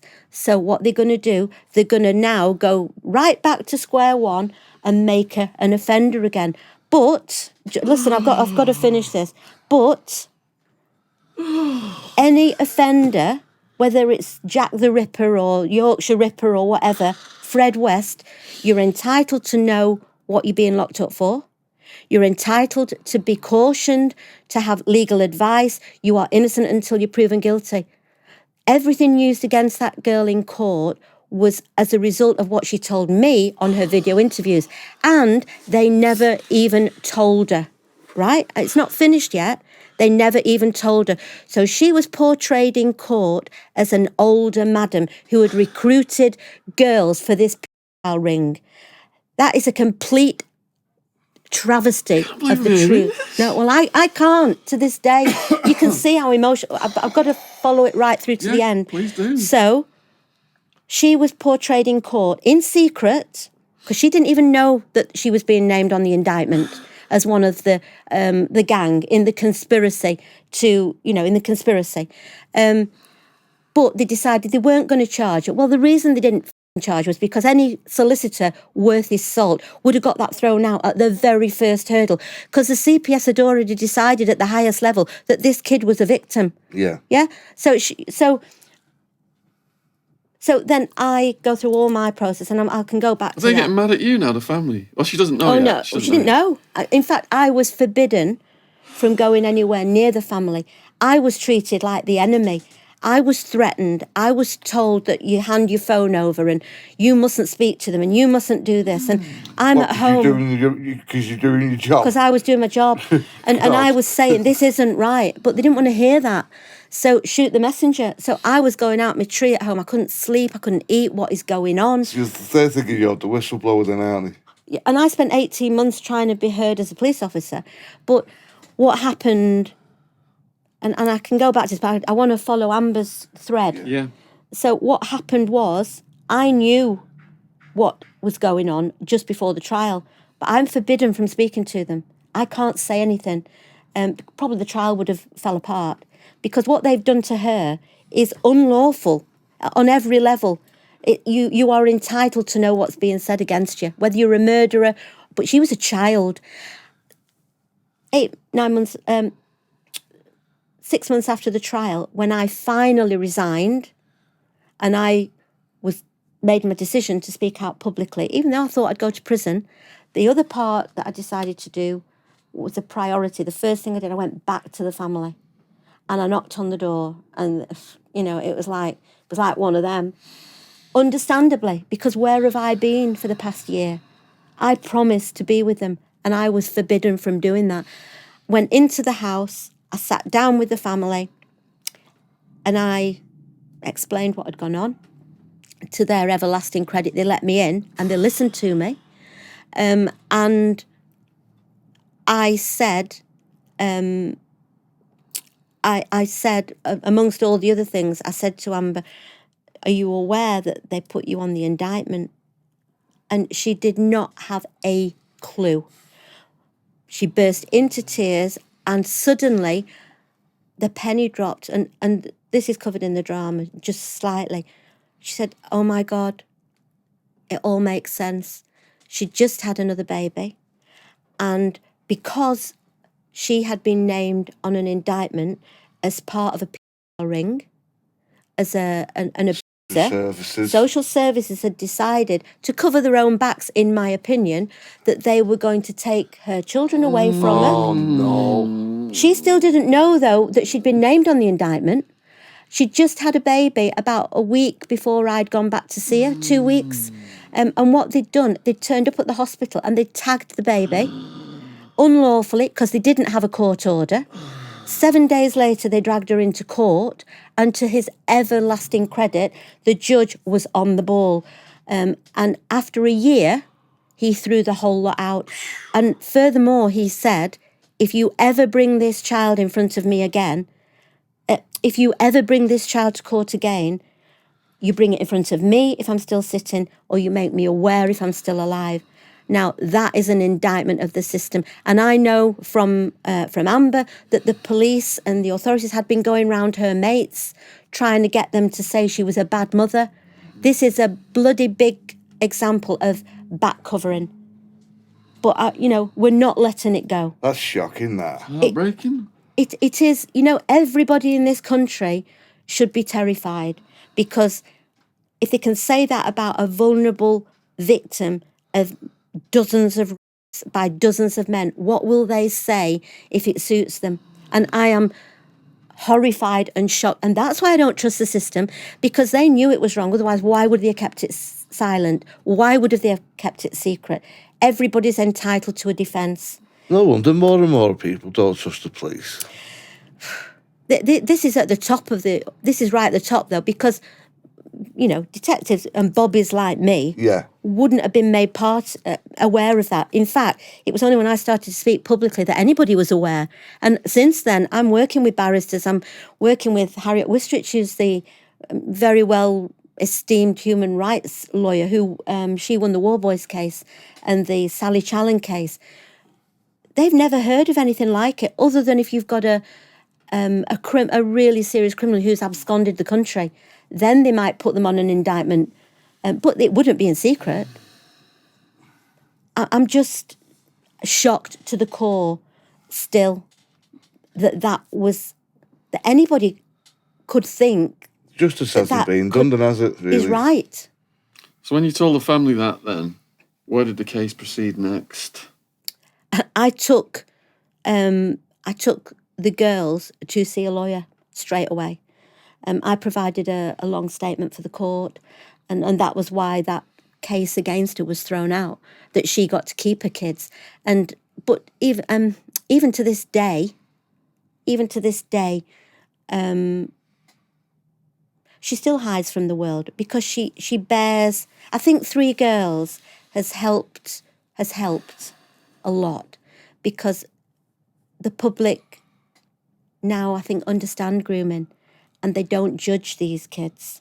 They've seen that they are victims, they're very vulnerable, they are exploited, and they're on an industrial scale. They're not bad kids. The authorities are bad because they fail to protect them. And that's what I put all my energy and my life's work into, trying to shame the authorities into doing what they should be bloody doing, because they're not doing it still. These kids walk out, even if they go to court, they walk out the other side of the door after the trial, and they're on their own. There's nothing there for them. There's you can understand how likes of DDL want to take into their own hands and stuff like that, really. I understand it. I understand Tommy Robinson, but I've been very careful to be a voice on my own. Yeah. Because everything I say, I can prove. Everything I say, I believe. I don't want to give anybody ammunition to There's say... There's nothing they can do to you, is there? I'm not extreme I'm not political. Yeah. This is about right and wrong and good and bad and trusting the authorities. And I want a criminal justice system that works. Because if you don't have it, you end up with vigilante groups. Yeah. You end up with people taking the law into their own hands. We have to have a system we can trust, and we don't. And increasingly, it's getting worse and worse. There are not enough police officers. There's not the investment in the training. Peter Fowey got rid of the CID. Well, what a joke. We're getting more and more like America. I watched Tommy Robinson's interview on James English before he went into prison, and he said his crime was he went up to one of the people who'd been sentenced and said, "What do you think about your sentence?" And that caused the people to be stressed out. That was what he did, and that's what he recently went to prison for. Have you got any thoughts on what he's claimed, and what do you think of his situation? I've seen quite a bit of what Tommy Robinson's done. He has been... There are things he says that I don't agree with. He is very extreme. But I think he's spoken from I think, if I'm correct, has he had a niece who was groomed and... Yes, I think some family member, that's what triggered him, I think, one of the things, yeah. He's speaking from the heart, isn't he? He's speaking from personal experience. Yeah, I probably don't agree with his methods, but I don't trust the authority. A lot of what he said may be truthful, it may not be, because I know the power of the media, and I also know, public relations in GMP, for instance, it's a big juggernaut, and they say something and it becomes the accepted truth. It isn't necessarily, but I don't know enough about, I've never met him. Yeah. I don't know enough about what is true and what isn't, really to have an opinion. I just know that I've been approached by many people over the last few years many of whom have their own agenda.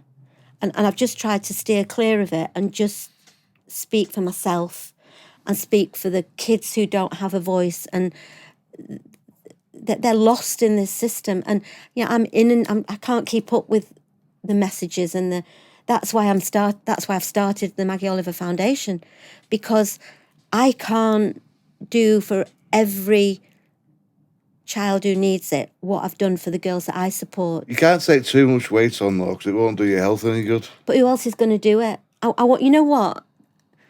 You can't take it all on yourself, though. I know, but that's why I'm trying to gather around me people with the same beliefs and passion and determination as I've got, that we can make the Maggie Oliver Foundation. I think that's every mother.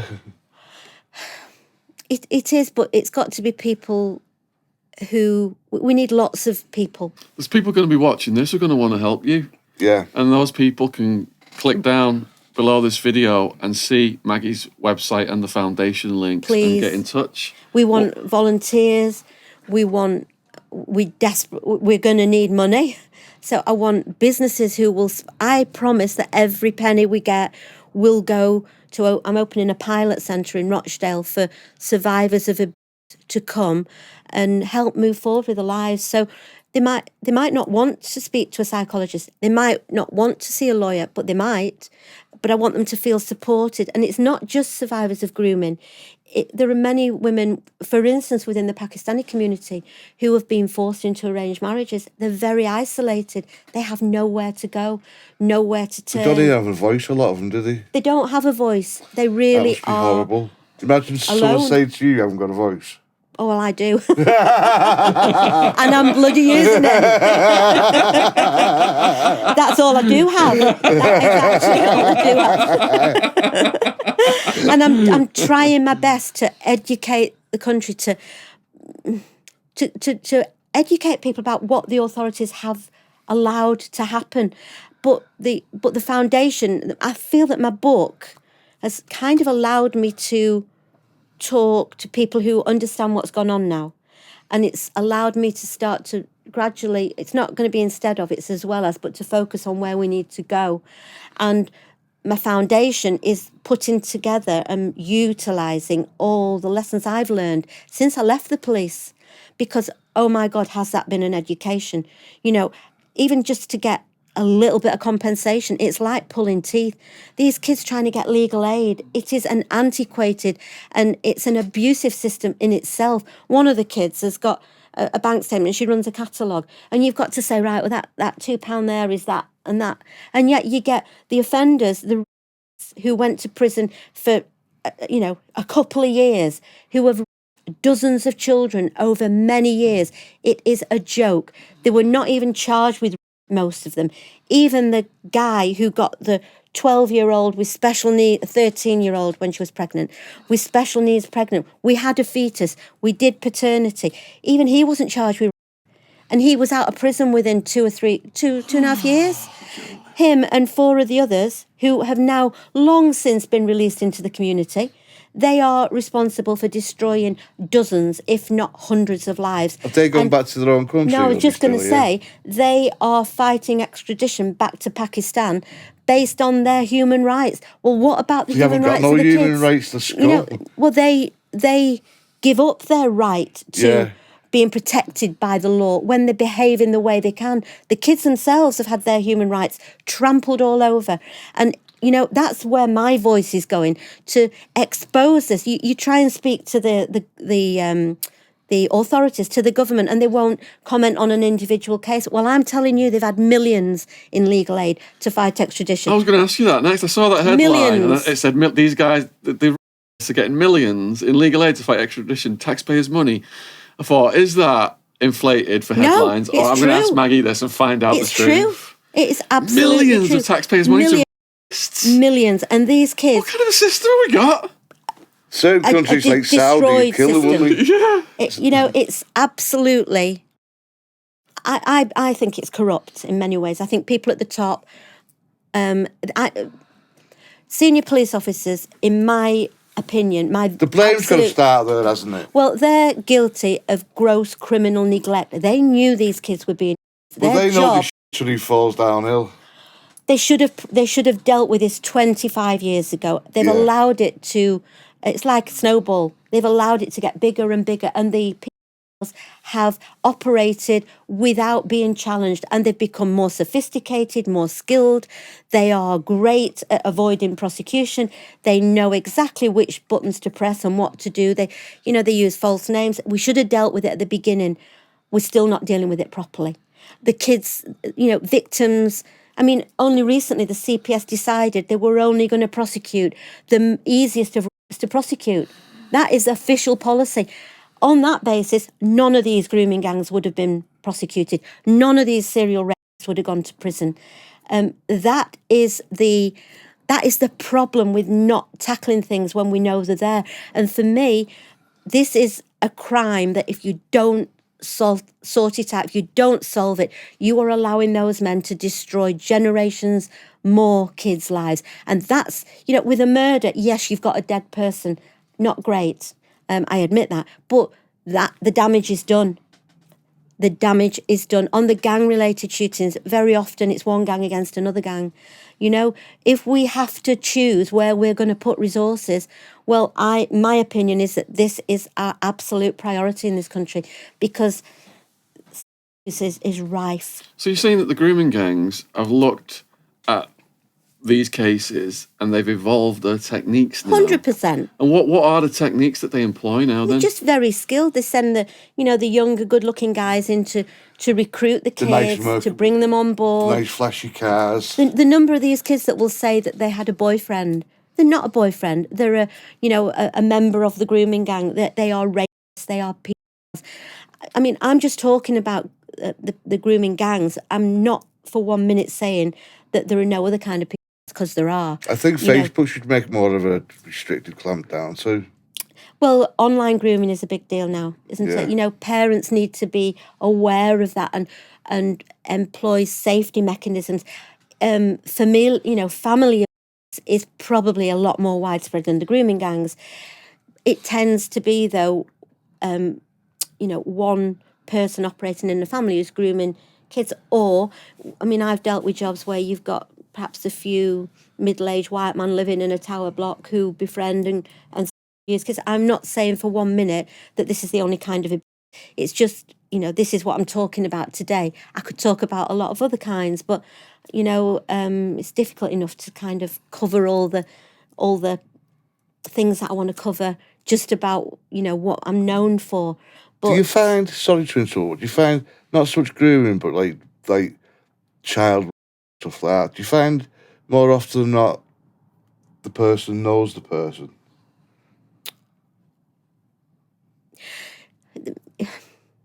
Yes. Usually a family member. Yeah. Well, yeah, often a family member, often somebody who's trusted. You look at the in the church, I mean, that's another big cover-up. So it's so untrusted too. Yeah, and they make the child feel ashamed or guilty, and that's why I'm trying to educate children to. That's why, I worked on 3 girls for 4 years, and I really feel that it's a great tool to be used to educate young people. If they watch even the first episode of the drama, it opens up a conversation. So a child who in the head is perhaps starting to be drawn into this, but won't tell perhaps the parents or won't confide in it because they don't want to be identified. It's a really good way to allow them to explore grooming. They can talk about Amber or Ruby or Holly in the drama, and they can ask the questions that they want to ask about themselves without actually saying, this is happening to me. So education for me is the key. Knowledge is power. That's why I talk. I'm talking to people to try and bring awareness. I'd say watch 3 girls. it doesn't go far enough. So you need to read my book as well. People are listening finally, though. There's even adverts on TV now. There's one where I've seen this little kid, and it's like, if anyone touches you, tell your mummy or daddy, you know. I think a conversation... When I first left the police in 2012, and I was threatened verbally, I was threatened in writing, that as a police officer, you know what you know because you're a police officer. You be very careful what you do with that information. And I had months of sleepless nights. I couldn't eat. My stomach used to churn. I couldn't make sense of what was going on. My kids were really worried about me. And I sat in my front room on my own, not knowing what I was going to do. I lost my home. I lost my job. I lost my income. You know, I could talk about all that. But I chose to try and focus on, not on what had happened to me, but on what was happening to thousands of girls throughout the country. And I'm glad I did that. But when I first went public, I resigned in October. In the November, I approached the BBC and I did File on 4, like a 45-minute documentary. When I did that, nobody knew what grooming was. Nobody had ever spoken about it. And until John... He's not really speaking about grooming, it's something slightly different. John Wedger. Yeah. He's talking about how the police, when it got to the level of, they found out the clients were politicians and TV stars, how the orders came down from above to shut the investigations down. So there was cover-ups to protect the wealthy clients, powerful people. And I 100% agree that there are big cover-ups. This has been a cover-up as well. But until I went public with this, I don't think there'd been another police officer that had. So it's been a very, very lonely journey. You've walked the whole country up to this. I wasn't aware of it until your stuff came out as well. So what amazes me is that from me just speaking out, we've come to where we've come. And I'd like to encourage everybody who sees something that they don't think's right to speak up, to use the voice, to... not allow the authorities to get away with it, to be brave, to believe in yourself. Because if something doesn't feel right, it normally isn't right. But it's a very scary journey. And I want my centres, I hope to have them all over the country if we can get the funding and the support. I want my centres to be a place where people will come and then gradually they'll feel safer, they'll feel supported. It will make them braver. And there is strength in numbers. And we will make sure, if we all work together, that we do address this, that we stop it in its tracks, and that it is just, we'll never stop abuse. I have every belief that you're going to get the help you need. I know that you can't do it on your own, but you can make yourself ill. I can talk. And you know helps for anyone ill. Pardon? You know helps for anyone ill. Say that again. He said, don't wear yourself out. We want people to help you because if you get ill, you won't be able to do it all on your own. You need to delegate some of your tasks. You're taking on a monumental workload. I know. And people watching this, please, if you've got spare time, if you've got any of the skill sets, the resources that Maggie needs, please buy the book first. And buy the book as well. Look on my website. You've told us about Amber's journey. Now, what about Holly and Ruby? Ruby, they're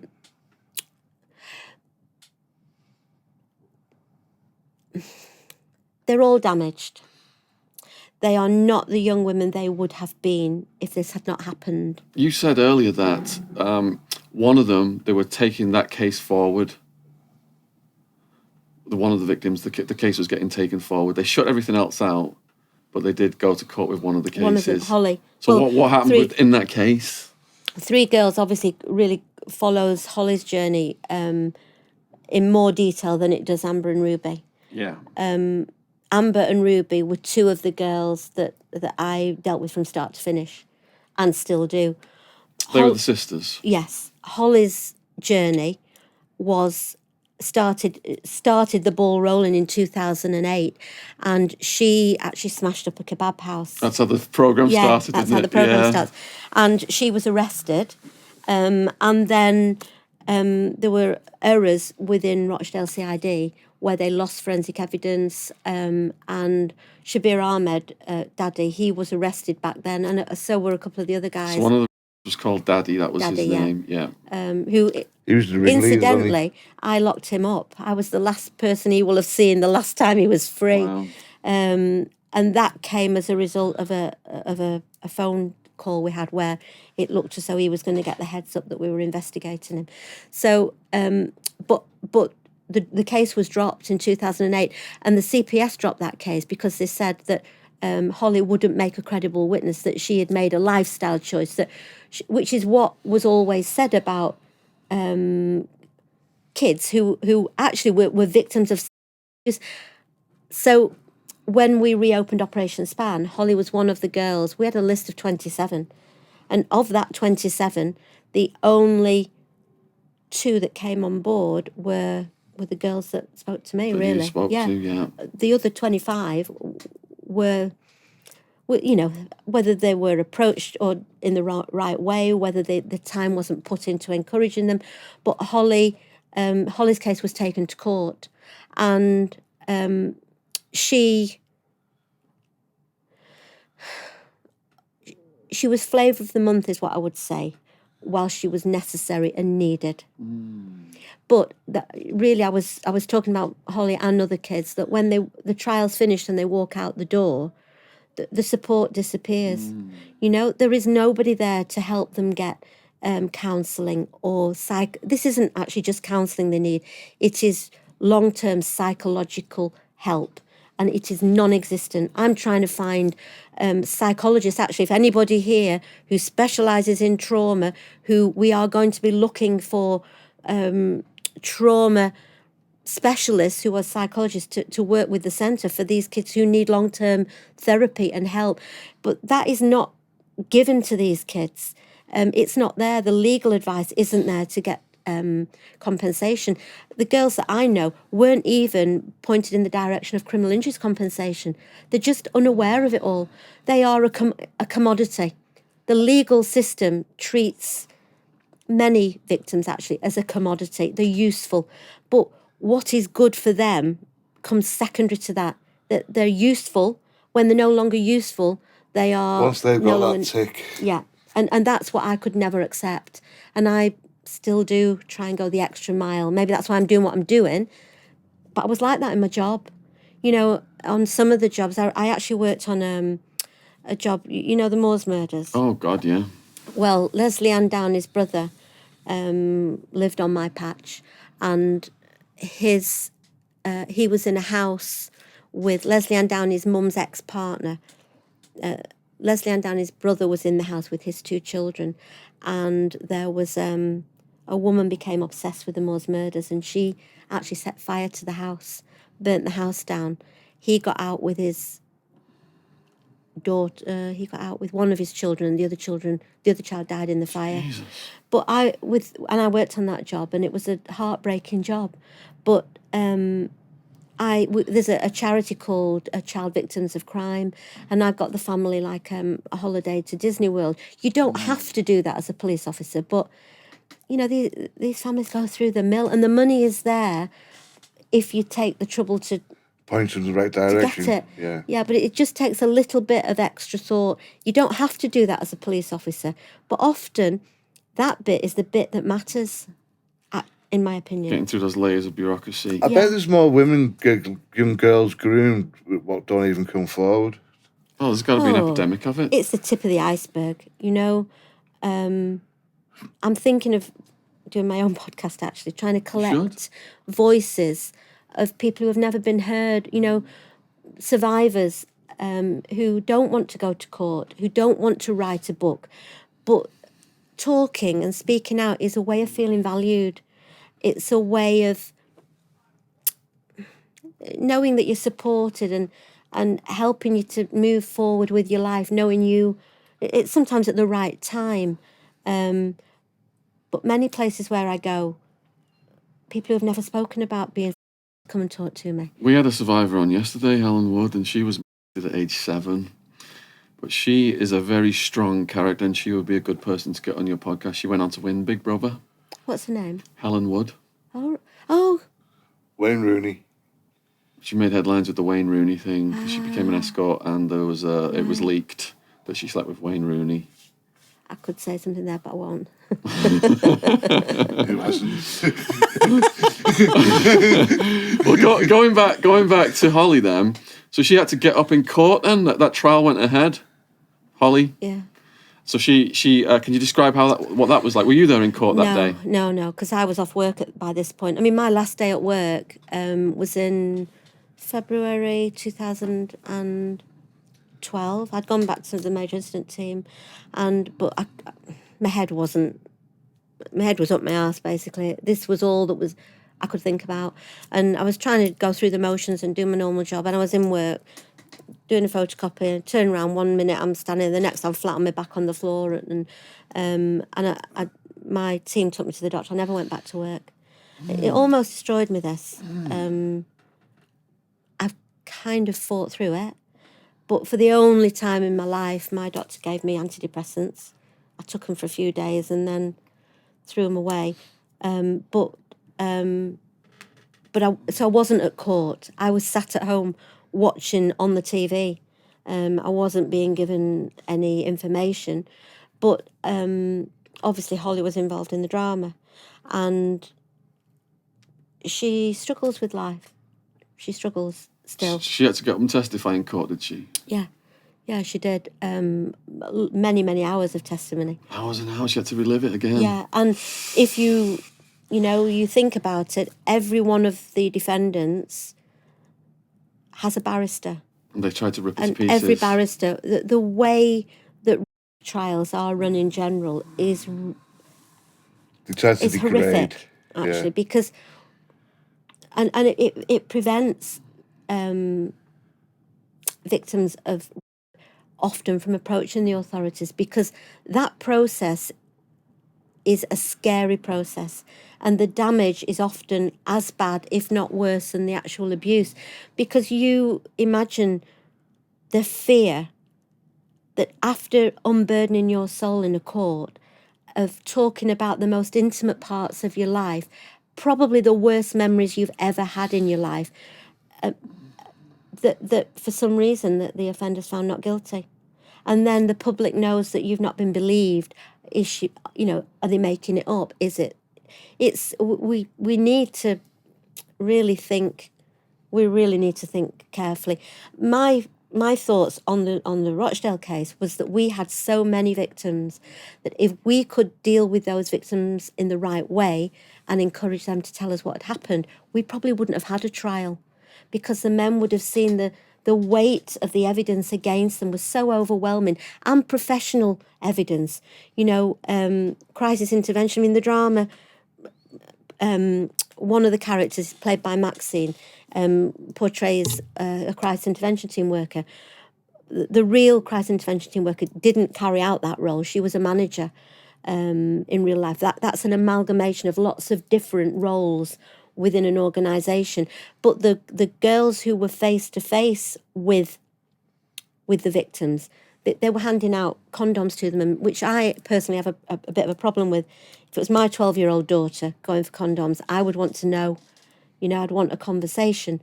But what's I saying? I've forgotten. I've lost. You said about all of the victims, there wasn't enough evidence from them in the system to get these guys to sign plea bargains, basically. Well, I feel that had all the girls come on board, that we would have had enough evidence, and we wouldn't have had a trial, and we could have utilised all the professional witnesses as well, who had, I mean, in one of the girls that I dealt with, there was 900 pages of evidence. Now, it was intelligence, but evidence always starts as intelligence. So if you gather together all those things, it means that you've got a better chance of not running to trial, that the offenders will plead guilty before it gets to trial, because it's they weigh up their odds of being acquitted, don't they? They know how to play the system. Yeah, they do know how to play it. So did the at least get nailed at this trial? Not nearly enough, no. There were, how many perpetrators were on trial? I think there was 11. 11, and how many got guilty? I think 9, with a 9. 8 or 9. I think it was 9. And what did the sentences range? Totally inadequate. But in my opinion, and I make it very clear in the book, I didn't feel that the charges reflected the multiple that these men were guilty of. The most of those men weren't charged with. They were guilty of raping dozens of children. Should have been child. They should have been raped. And even the guy who got Ruby pregnant, where we had a fetus and everything there, it was on a plate. They didn't even charge him with. She had special needs as well. He'd started raping when she was 12 years old. Most of them were charged with trafficking. Well, trafficking is a much easier offence to prove. And yeah, these men did take them from Rochdale to Rotherham, or maybe to St Helens, or to Bristol, or to Birmingham in the car. But that's still taken them to. But they should have been charged with rape as well. Yeah. Most of them weren't. It was either sex with a child or conspiracy to rape. These men were rapists, multiple rapes, and the language and the charges didn't reflect that. Now, I feel we've made some progress, because there was recently, for instance, a child in a trial in Huddersfield. Those men were all charged with rape. They went to prison for 17 and 18 years. On the Rochdale case, they went to prison and they were out within 2 or 3 years. Oh, that's pathetic. It was just, and yet Greater Manchester Police will say that job was a fantastic success, as will the CPS. I disagree. We had... Everyone watching this is going to disagree. They're going to be up in arms in the comments. Well, I hope so, because, it shocks me to this day. After I started to speak publicly, Peter Farr, who was the Chief Constable at the time, didn't address the issues that I'd raised with him. He tried to shoot the messenger. He said I was a woman who became too emotionally involved. I'd been bereaved. Basically, I'd lost the plot. Well, no, I didn't. And I say in my book, I want everybody to make up their own mind. Do you think that what I said was right? You're guilty of having a heart, and they don't have a heart. Or a conscience. Yeah. Well, what goes around comes around, and I bloody hope it comes around for them, because they should be ashamed of themselves of what they've allowed to happen. That they really should. We all, as a police officer, everybody signs the oath of attestation, where and it's in the beginning of the book, and you promise to act with integrity, to uphold the law, to protect the vulnerable. At what point does a chief constable lose sight that is what he promised to do? And when you get to that rank, you really are in a position where you can make a difference. But if you choose to turn a blind eye and make your decision based on budgets rather than on people's lives, then you should be held accountable, and they are not. Are they looking out for their own careers as well? They don't want to rock boats. That's what they're looking out for. I personally believe that we all start in the police with the same intention to do good. At a certain rank, there's a system that filters out those with a conscience and allows those who don't to go right to the top of the tree. That is the only thing that makes sense to me. It's the only, and the Old Boys Network joins together. They cover each other's backs and they protect the organisation, and that becomes the primary thing that matters. Andy Burnham's the Mayor of Manchester. He is meant to hold GMP to account. I'm part of a small group of people who have highlighted at least 26 examples of what we say is gross criminal neglect to him in detailed examples. We had one meeting with him. He should be holding the chief constable to account, but they become too close. They become friends. The IPCC is like a chocolate fireguard. They become friendly with the people that they are meant to be holding to account. So the system doesn't work. They're not accountable to anyone, are they? They're unaccountable, and we need to change that. We really, really need to change that. If we're going to reconnect with the public and allow the public to trust the criminal justice system, which I really believe in, we have to be able to trust them. And, if a chief constable knows today, if he doesn't do his job today, in 10 years' time, he can be held accountable for his failures today. He would make very different decisions today. It's not going to happen in our lifetime. Well, it is, because I'm not going to die until Maggie's going to make it happen. I'm not going to die until it has happened. There's a long way to go, but there's strength in numbers, and we need to make it happen. We're getting near the end of the interview now, but there's one thing that we've overlooked that I forgot to ask you, which is a big part of the story, and we built up to it, but we skipped it. You said that you were talking to the family, and they were opening up to you, and you're having your cups of tea with them, and you were building up to the point where you were going to tell them about the fetus, but you've not described what happened when that happened? It was all... It was actually the timing of that was very important. And I didn't want to talk about it until I felt that I'd generated some trust and a kind of a relationship. And I had started to build a relationship with Mum, with Lorna.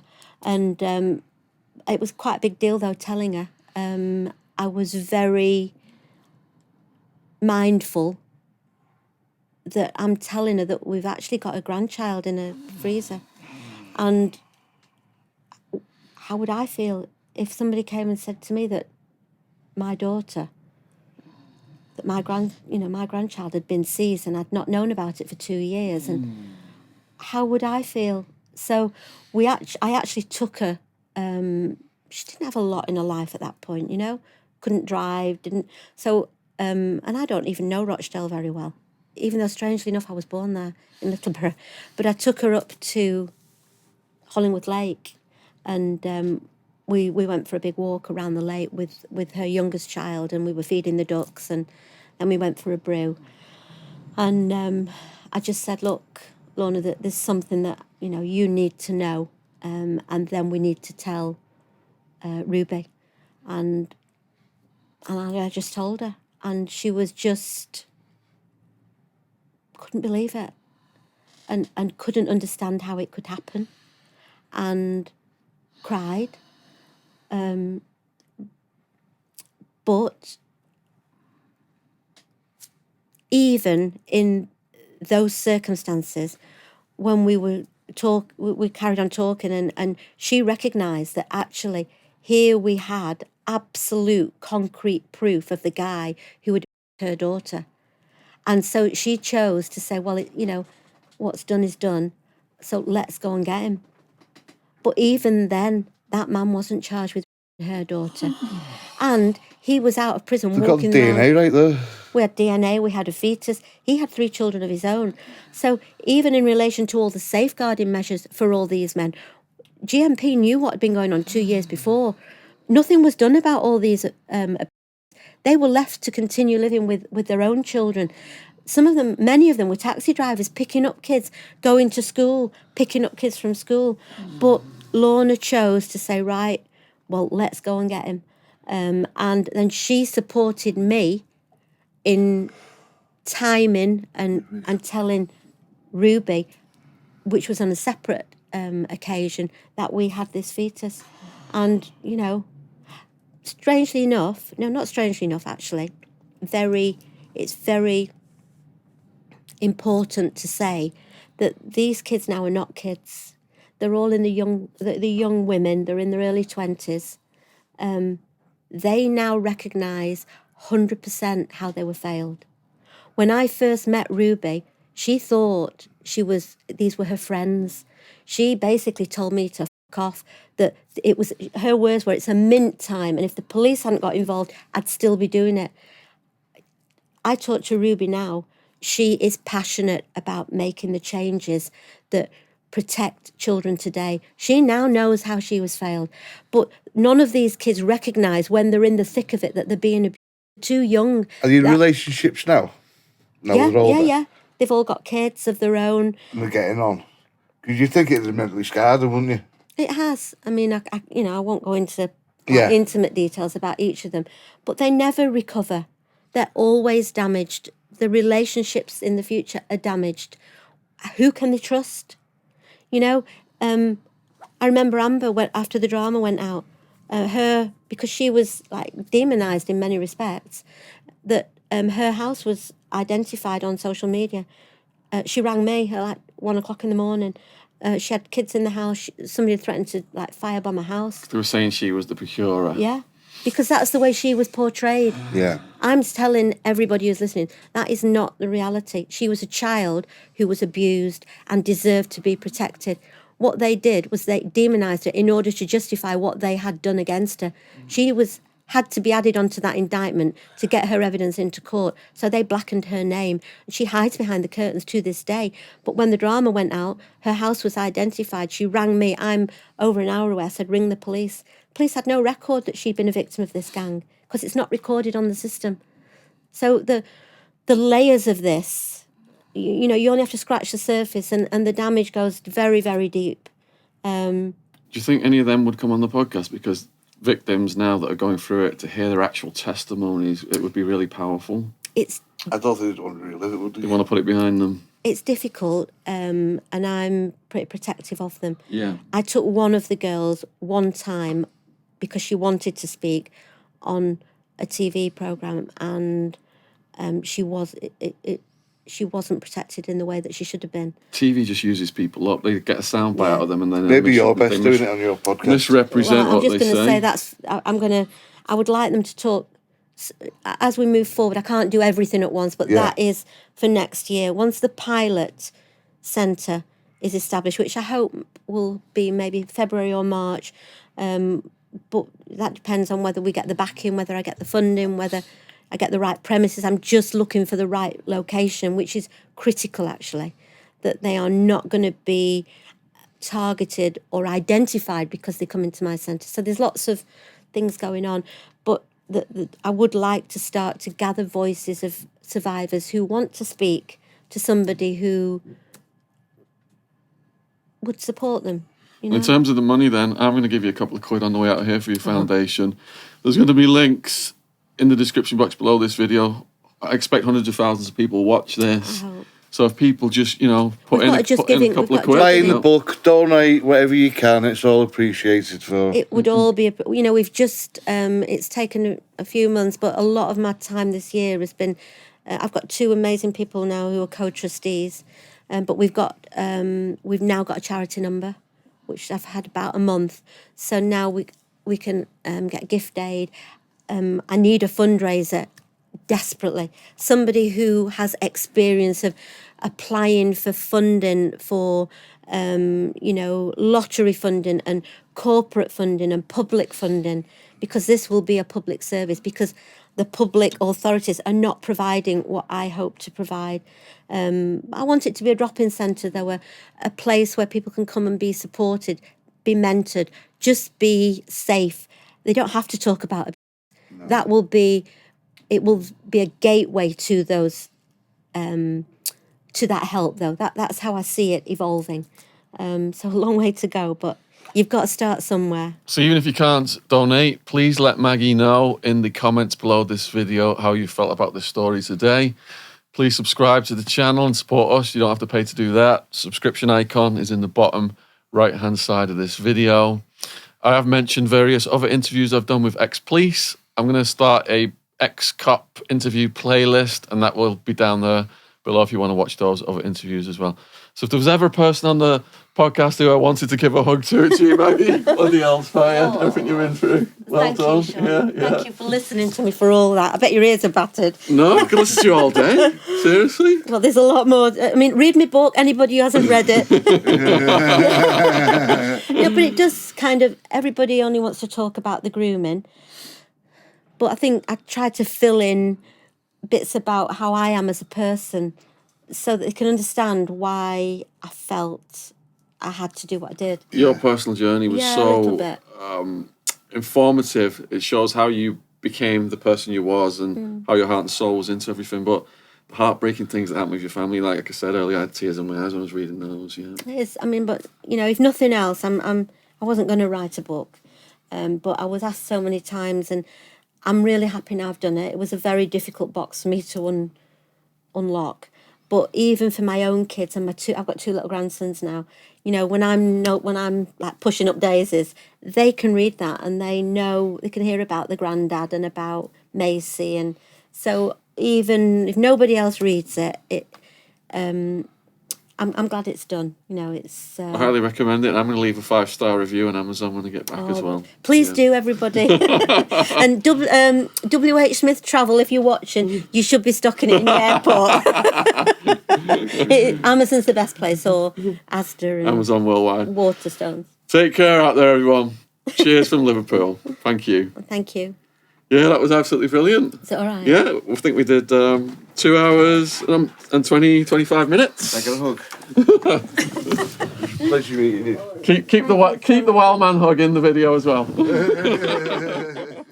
He's walking down the street. She started mouthing at him, and I've just thought, no, don't mouth at him. And then she's gone and smacked him, hasn't she? And I've just seen this look in his eye, just like,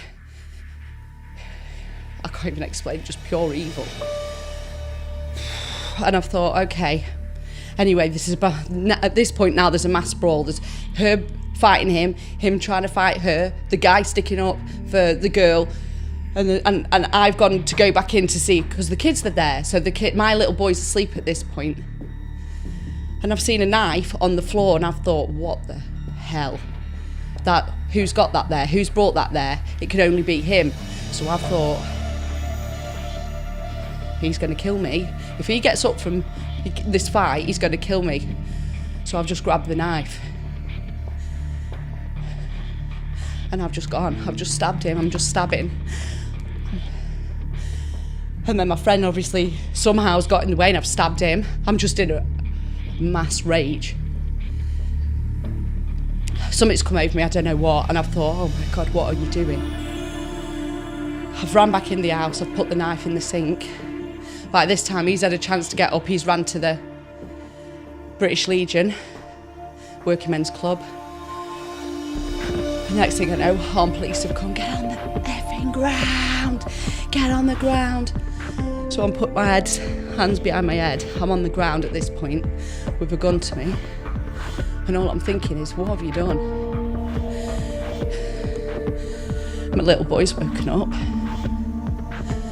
And he's come.